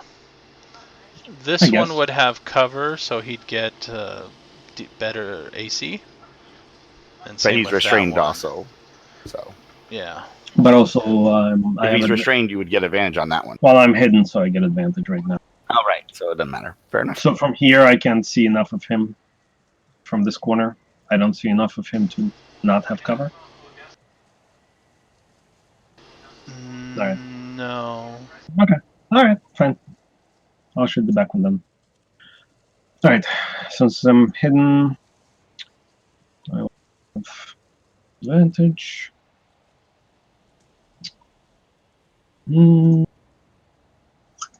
Pew! Didn't matter. 23, 19 damage if 23 hits. 23 hits. Okay. So you launch an arrow into that guy. Mm-hmm. Excuse me. And he kind of goes still and just falls over. Nice. Okay. At which point Alright. the others are starting to notice something's up and looking around. And so the next readied action would be Fixer. It would just be probably that one in the corner that I'd be able to see. That one, yep. So go ahead and roll an attack. 19 for 9. 19 with cover, that's going to hit still. Is that enough to kill him? He already took 9 before. Yes, he did. And that is another one that kind of goes limp. Wow, this is gonna end really quickly. There's a lot of planning. It was. Oh, that's the one that's restrained? He's dead now. Yeah. Right. He was restrained. But I can yes. grab another one with my spell, which is great. I'm gonna move it over and grab. Which is why I was able to hit him. Let's see. Very hit. Twillen passed. Taban ready to charge. Nobody moved. So Ears, it's your turn now. So I see another one. Yes. Let me move him out of the So- way. I'm going to kind of press my back against the wall. And maybe in this little area to stealth up. Or I could step back, whatever. But yeah, he gets a bonus to his AC because of the angle of the rocks and stuff. Well, if I can step out and still have my... I don't know how that works. In order I to have was a just clear stepping- shot on any of them, you'd actually have to move in closer. Right. I'm just wondering if that's gonna undo my stealth. First, let me roll stealth.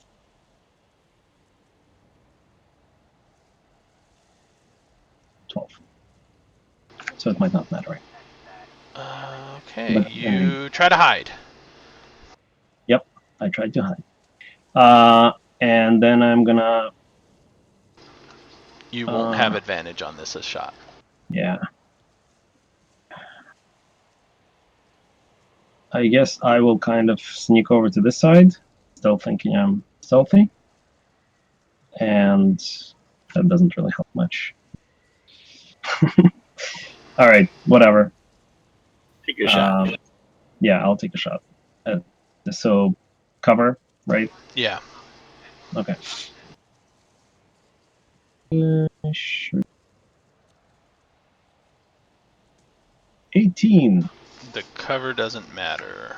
for 16 points of damage.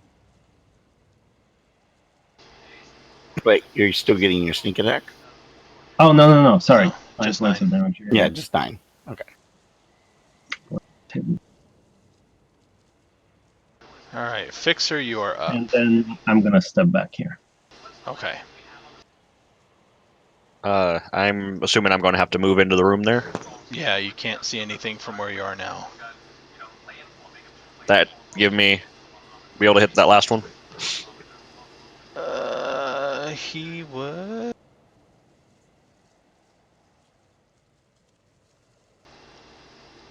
Not have 3/4 cover, so half. So yeah, you can still target him. He gets a slight bonus to his AC now. All right, I'm going to attempt to hit him Oh, that'll hit him. for a lot.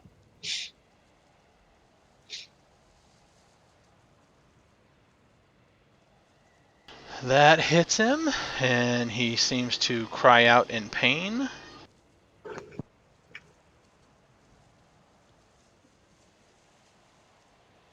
They finally get a move. See, that one is dead. Okay, this one here.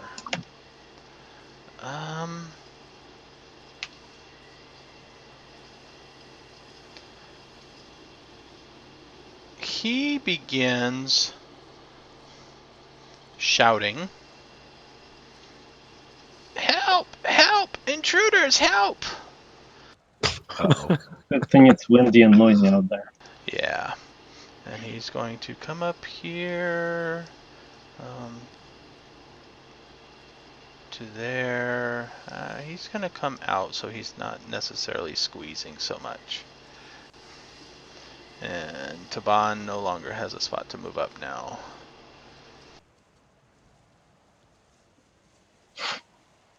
And You can since theoretically move here, right?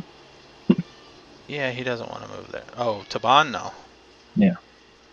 No? He'd have to go around a corner. He can't move through the enemy's space. No, yeah, I guess. So this one here gets to make 3 attacks. 1 with its bite, 2 with its claws. Ooh, ouch.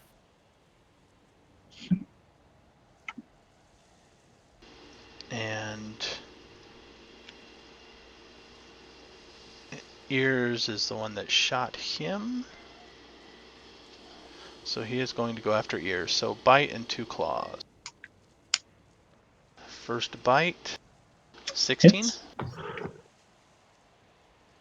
What the hell's the damage? Oh, there it is. I don't want damage. For 7. Ouch.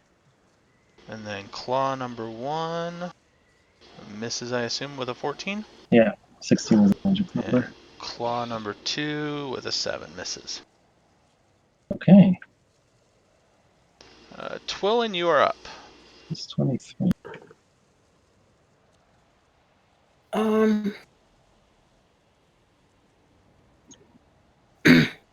Is he big enough to attack from the ceiling? Yes. Okay.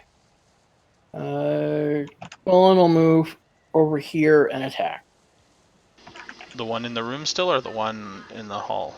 No, this one, yeah. Okay.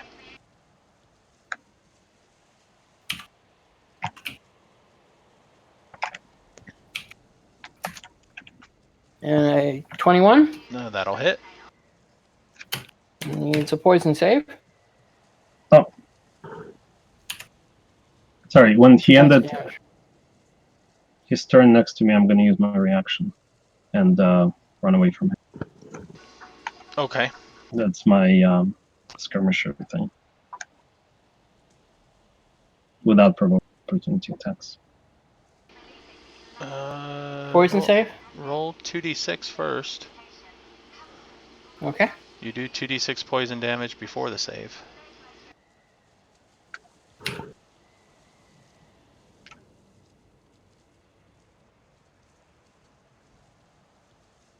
Alright. He kind of falls over dead. Death by spider bite. Mm-hmm. Taban now can move over a dead corpse space. So he's going to move in.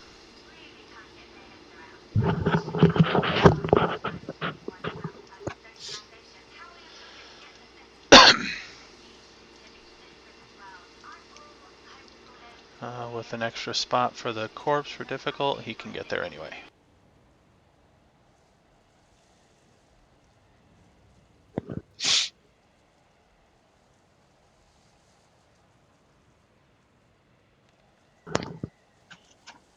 With a miss, hit for 6, and that's enough to kill him. The 6? Was he? Oh, was he hurt already? Yeah, Oh. Was that the last one? that was the last one. Ears, watch that that tunnel and make sure that nothing's going to come down it. Yep. Um, I'll kind of press myself against the wall and stealth up, so I see it before it sees me. and just because I can, I still have the hand that I built. I'll move it over towards wherever the tunnel is. Just for the minute that we have, I'll let it sit there. Okay. Just in case, but I'll concentrate on it for that minute in case if something comes down. Wait, where is it? Over here, you said? Is that? It's in my spot. I'm right under. Oh, okay. Oh, there it is. I see. Yeah, so I'll put it like right beside it or something right there. And then just to see if anything comes down, but and then Taban, watch the door. So this room here is very smoky and very hot because of the fire. There's not a whole lot of ventilation in there. And laying in little nooks and kind of spaces on the floor seems to be a whole lot of carved trinkets that appear to be carved from various humanoid bones. Enjoy. You. And there's a few javelins leaning up against the wall that were theirs. Taban. Stuff like that. Javelins. Refresh some javelins for Taban. All right, if we don't see anything coming down. Nothing else seems to be coming down. Okay. I want to search around that room. Also, kind of nod to the Oracle to come out. And gesture at clothing and it doesn't have any stuff, right? No, it doesn't look have in any the room, stuff. See if its stuff is in there, maybe? It's got some clothing on it, barely, but no stuff. Oh, okay. Well, hello. Do you speak common? Right. Oh, wait, no, you already explained it. You didn't, right? Okay. Yeah. Gnomish? Probably not. No, it doesn't seem to react to Gnomish. How about Draconic, Dwarvish, or Elvish? I'll just start going hello in 3 languages. Maybe Elvish? Doesn't seem to react to either of those. Of course. I think we're out of language. Well, I don't know. If I handed a piece of paper, does it know how to write? Would that, figure out what language it writes in? That's a question.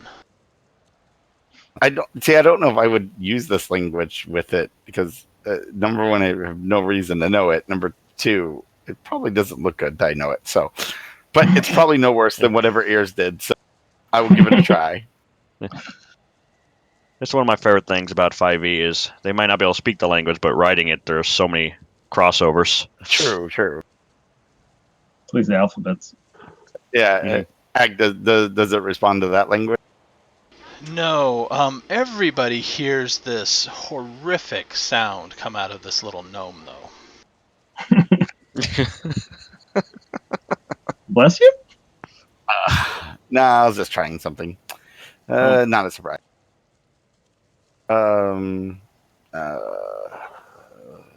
Twillin might. I don't know. I don't think even Twillin. I don't know what Twillin has, but it's really pointless right now in his current form. So I want to search around the room a little more.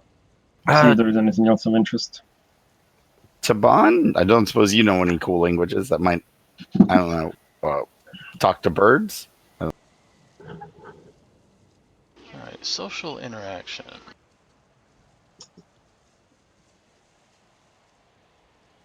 Of course, that's not where the language would be.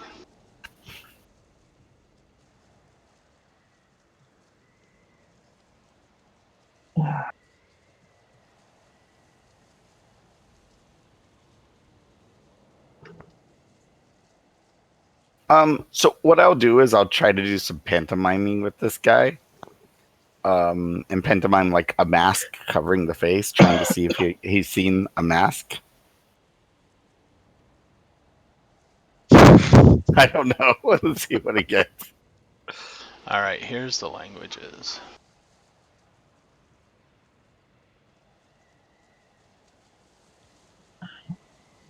There's the first person we find in here that we can talk to and can't freaking speak anything. Yeah. The funny thing is, I know thieves can't, and most people think that thieves can't is like hand gestures. It's not.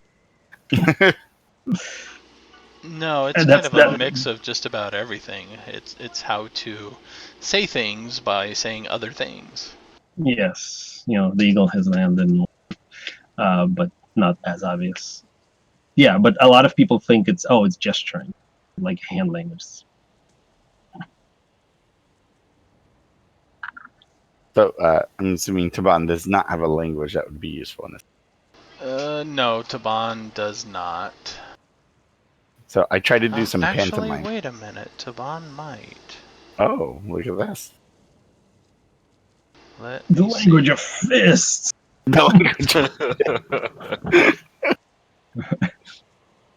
Challenges the bird to an arm wrestling match, and they have an entire conversation during it. Oh, that's it. It's just, and they just stare at each other in the eyes, and they say, "Oh, okay, this is what happened to the guy." And you're like, "Wait, what? How did you know this?" No, Taban does not. Okay, so you give him a sheet of paper, and I assume a writing implement, and Yes. he kind of, definitely makes some marks that you don't recognize the script. Don't recognize the script at all. Could a history check help narrow it down? I might not be able to read it, but I might have recognized it from somewhere. You may roll that, yes. I'll try it too. Oh, well, I should have used my advantage point on that. Yeah, I got nothing. That is like the one thing Fixer is supposed to be good at, and I am trained in this. You tried it too. We're all gonna try it. It's like, I wasn't gonna try it, but if I'm trained in history, I might as well try it. Oh, look! Ears read that one book that none of us ever read. Like, I remember seeing this. I have no idea what it is, but I remember seeing it. This is supposed to be the one thing Fixer's supposed to be good at, which is studying like cultures and things, and he could not do it. Yeah. Well, Ears has palmed through a lot of things and has probably read a lot of things. Actually, Tabaxi are curious and try to find out interesting lore and secrets and objects. So I wouldn't be surprised if he came across something. All right. Actually, I'm gonna say you. Does anybody speak Dwarvish or read Dwarvish? I do. So it does use a Dwarvish script, but it's arranged in a way that makes no sense to you.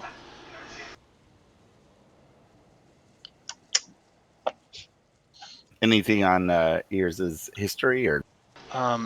Ears with history. It's almost. There is a lot of flowing connectors along with the script too, so you're guessing maybe elemental in nature? Oh, Or okay. primordial? Is there a way we could try to work together to figure it out? Like, Not understand it, Well, no. I think we Okay. might figure out what it is, but I don't think we'll be able to understand But it anyway. he is So. definitely writing something on this page for you. Well, maybe our guide can understand it once we get back. And then once yeah. he finishes writing this long script out on this paper for you, he kind of walks over towards the edge of the ledge. Do you want to offer him a javelin if he prefers over the dagger? Yeah, we'll offer him a javelin instead of the dagger. Might be Yeah, better actually, for him. he'll take a javelin instead of the dagger. Okay. And from the edge of the ledge, he points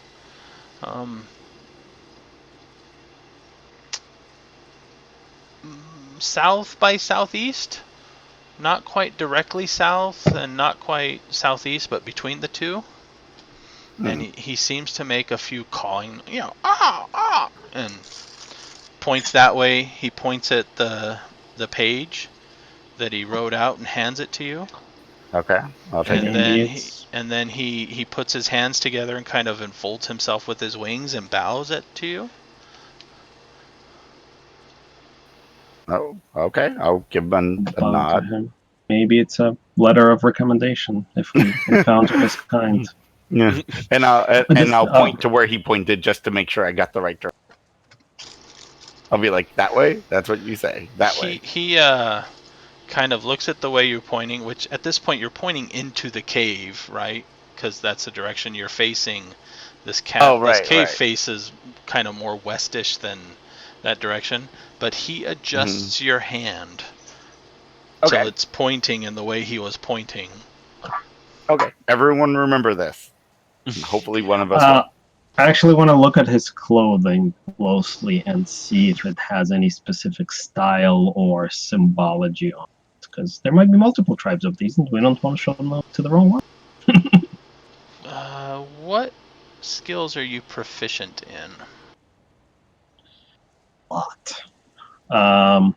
Acrobatics probably doesn't apply. Deception, history, investigation, nature, perception, persuasion, sleight of hand, stealth, and survival. It might be easier to say what I'm not proficient in, actually. Yeah. Rogues. Darn rogue. History might if you were from here, but since you're not, religion might be applicable if somebody is proficient in religion. And I don't know if your religious person is here.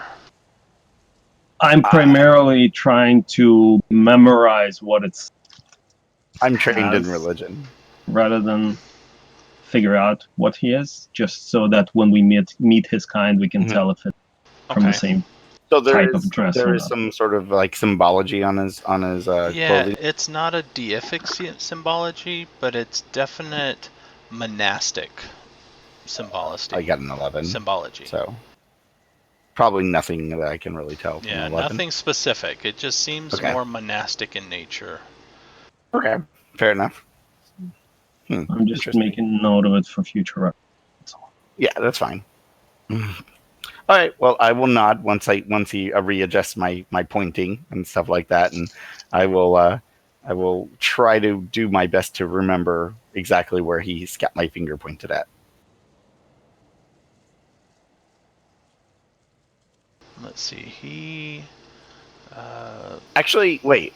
I have a better idea. This is kind of weird. We have the map, don't we? Yeah, we do have the map. Yeah. Can I pull out the map for him? I don't like show it, but I think it's okay here. Yeah, it's okay here. I'm going to pull out and see if he can point to it before he flies off on us. Or all right. So you just pull step out back the into map.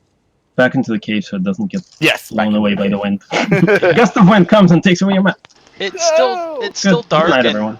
It's still dark, and he doesn't see in the dark, so he's not going to leave yet. I He see, kind of I looked see. around to see how dark it was, and he's going to go back into the cave too and wait until morning. But I see. when you pull out the map and point it, let's put you over there.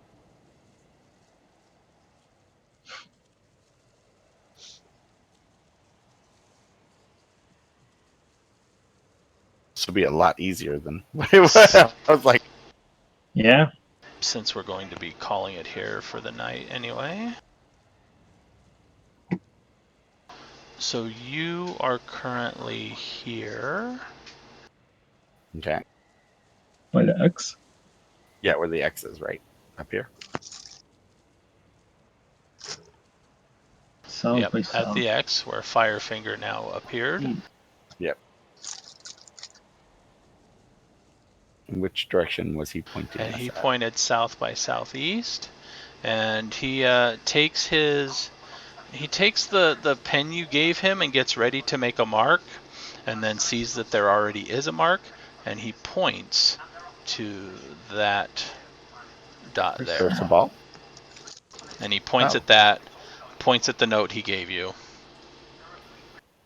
Okay, I'll nod. I'll pronounce it Cursabal. He kind of tilts his head slightly and ah. Okay. All right. Yeah, I'll point at it and go curse of all. He nods. Okay. Okay. Well, that's interesting. We don't know what it says, but that might be good, interesting things to know. All right.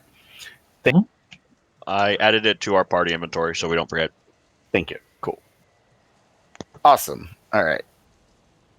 Yeah. And it looks like we will. You said we're going to stop. Yeah, we're gonna pause here. Make sure you give what's his name some of those javelins so we don't forget. Yeah. All right, you guys are in the room. It's the middle of the night. So I'm gonna give you experience, but no leveling up until you take a long rest. Okay, wait. Let me...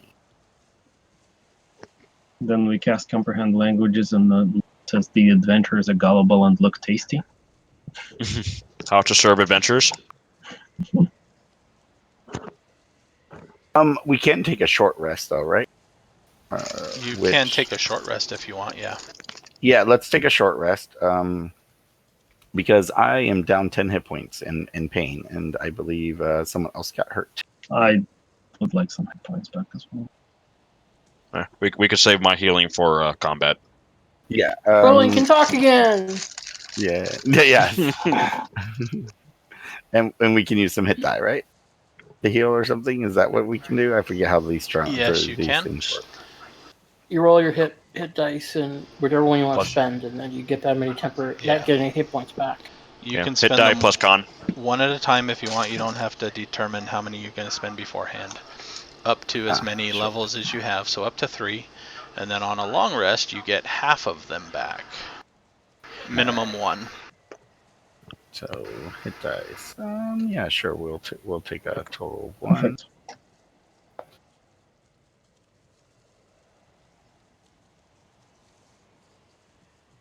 Very nice.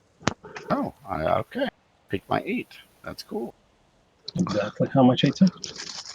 Also, there's one I forgot the fixer has that might be useful for you guys. Is he has what I like to call the bag of holding that was made in China. It's a artificial thing, so it's a bag that imitates a bag of holding, but it's not really a bag of holding. So Right, I remember you mentioned that before. Yeah. It's not a Louis Vuitton, it's a Louis Vuitton. Yes. Pretty much if I die in like 3 days, it turns back into a regular bag. Oh, okay. It probably explodes. It's just in the the only thing that just- makes it special is you. in the chest cavity. Well, that's convenient. You want some of the quivers then? Then we find out all the stuff that you've been hiding in it, right? It's like what did all this stuff? all the health potions. Yeah, they're like all hiding in your bag. Alright, Alright, so you you said we're each get getting 200 XP. You said 200? Oh, that's not 200. enough anyway. We only get XP for combat or something? Encounters. You haven't completed this part yet, so. Yeah, that's true. We're not done with the actual mission. Yeah. Where is it on this thing? I forget. Oh, wait, no, I put it over here. How many should we be at total? However, for rescuing the Aarakocra, 2450 is what I have right now. 2450. Mm-hmm. Okay. Is that everybody else? Yep. Agree? Okay. After the 200, yes. Yes. Yeah, after the 200. Yeah. Do we get bonus for the rescuing the I Anaconda? think Yeah, I think hold that's what we're calculating right now.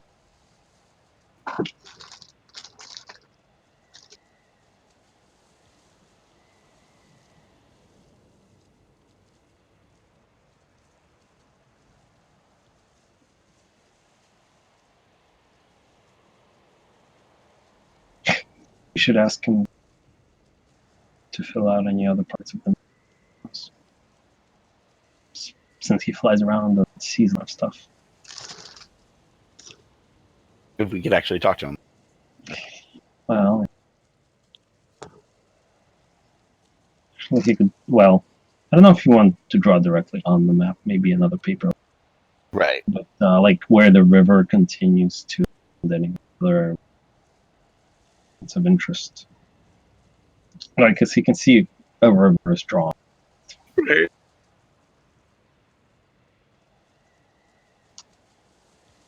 So we're resting here. Oh, I should probably climb down and give an update to folks below. Let her know that we're not dead. Yeah, it's still dark. I have very little chance of me getting noticed, and I can be back in 1 minute. Yeah, you'll be back in. Yeah. We're taking our Remember 5 minutes. Remember to give Shield a pat and say he was a good boy. All right. so add Also- another 150 to that. Oh, nice. So close. Not really. Ooh, damn. So it's 2600, right? 100 away from level. So after this, we'll level. So close to getting to make my new invention. Ooh, we get our first stat bonus to or feet or something or whatever too at 4th. That'd be nice. At level 4, yes. But anyway, yeah, I'll run down quick because, like, seriously, it'll take less than a minute. Yeah, he just like, runs down the wall, runs back up again. He's Just gonna dives give an down the hole. Yeah, he's gonna Yeah. give an update to her, make sure she's Okay. She is still there. She seems to be more relaxed now, but she doesn't seem to have any intention of going any higher. Yeah, that's fine. We'll let her know about the Aarakocra also and Kursabal. Yeah. Does she have a maybe ask her if Does she she knows what has it a way is? to speak to this thing? Does she know like Maybe show her the note. You going down to Nexus? No, I'm sorry. Nah. Sorry. Yeah, I'm sorry. I can take the next. Yeah, I'll ask if she speaks Aarakocra or knows what Aarakocra No, I speaks. do not. Okay. I Well- think they speak their own language, and they might also speak a dialect of air elemental. Ah, okay. Well, it appears to be from Kursabal. Well, I'll just relay whatever communication we had. I know of Kirsabal. It is it was once a monastery that they have since repurposed. It is built on the side of a cliff. Hmm. Easy to defend. Seems like we have friends there. Or at least a letter of recommendation. Probably. Another side quest. That's what we got. Probably. Or we're just, Safe place to rest. or we're just door dashing ourselves these lovely birds.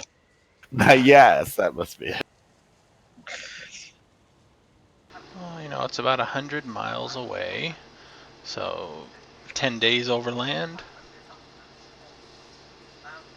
Yeah, but we have a need to go there right now. We have to go all the way to Camp Vengeance first, and then then go to the Seer, and then we'll be wandering through this place for. Find somebody that can read your note. It may change your order. Who knows? That's true. I'll have to look and see if maybe it'd be in my artifice if I get like the read language whatever thing at 4. Languages. I think I do. I do. I could pick up the spell too.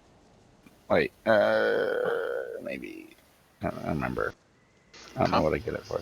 Comprehend languages might not be a spell you want to waste one of your sorcerer spells on. Yeah, then probably. again, it might. I mean, I get a lot of spells, and so I'd probably be one I grab. I don't remember why I don't have it. Actually, I can't remember if artificers can change out on a long rest because I get the entire list. I don't remember if I can change out on a level up or if it's changed out on a long rest, like clerics. Do you pick your spells like nightly? Yeah, that's what I don't remember. I'll have to look into that. It's either that I either get them at level up or I technically choose them nightly.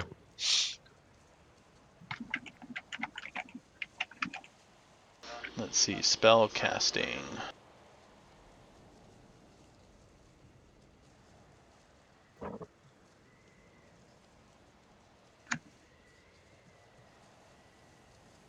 The hell is this? Must be a Raven thing or something. Yeah, I can change my list when I finish a long rest. There you go. Nice. Okay. So read your note tomorrow. Yeah. Does comprehend languages allow you to read? I'm actually looking to find my spells. Known spells. Archivist is its face. UA. Do I not have it? Is it not on your? Not yet. Or I might not get to get it at all, actually, which is weird. What kind of artifice? You're an artillerist, right? Battlesmith. Then I don't think it's on your. It's on the archivist's spell list. Oh, okay. I knew I saw it somewhere. Yeah, D&D Beyond just lists for you, which is actually. Well, that doesn't really give you a list of it's available for. So. Yeah, I don't see a. Let's see, for Archivist, it's one of the bonus spells, right? Yeah. The link I sent, the spell itself, it says available Bard, Sorcerer, Warlock, Wizard, Archivist. Okay. So, yeah. So if we wanted it, something I would. What spell list do artificers use generally?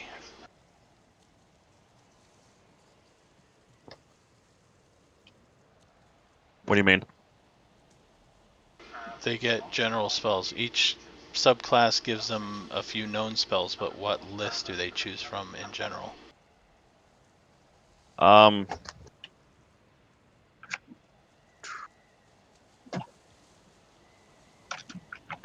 They get their own list, in general. Oh yeah, spells. There's a list for this. Yeah, they get their own list, and they know all of them if they're at the appropriate level to access them.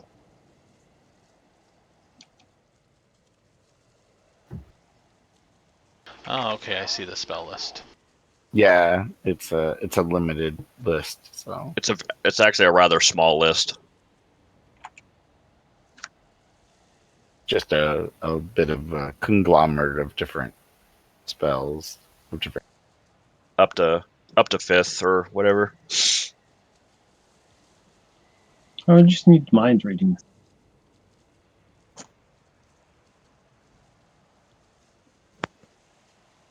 Now, if comprehend language can be a ritual, then you can expand it out. Then It can, think. I believe, right? It is a ritual. Yeah, it is a ritual. It can be a ritual.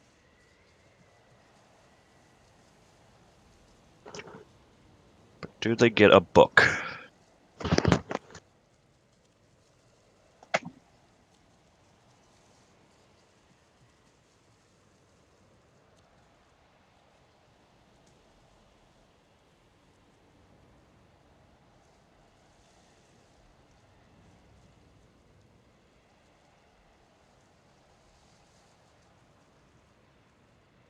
Well, anyway.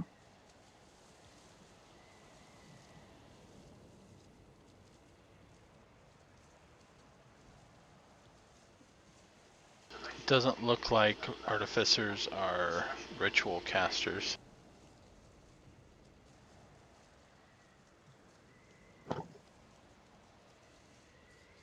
Weird. I wonder if they're changing them in the new Ebron book.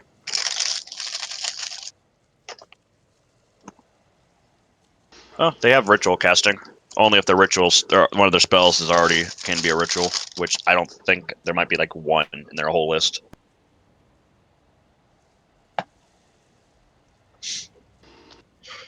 Detect thoughts was one, Oh yeah. but doesn't matter. Artificer spells as a ritual if it has a ritual. Okay. And you have it prepared, so they're like clerics in that regard. So yeah, you'd need to be an archivist for that, or take the feat that lets you choose, you know.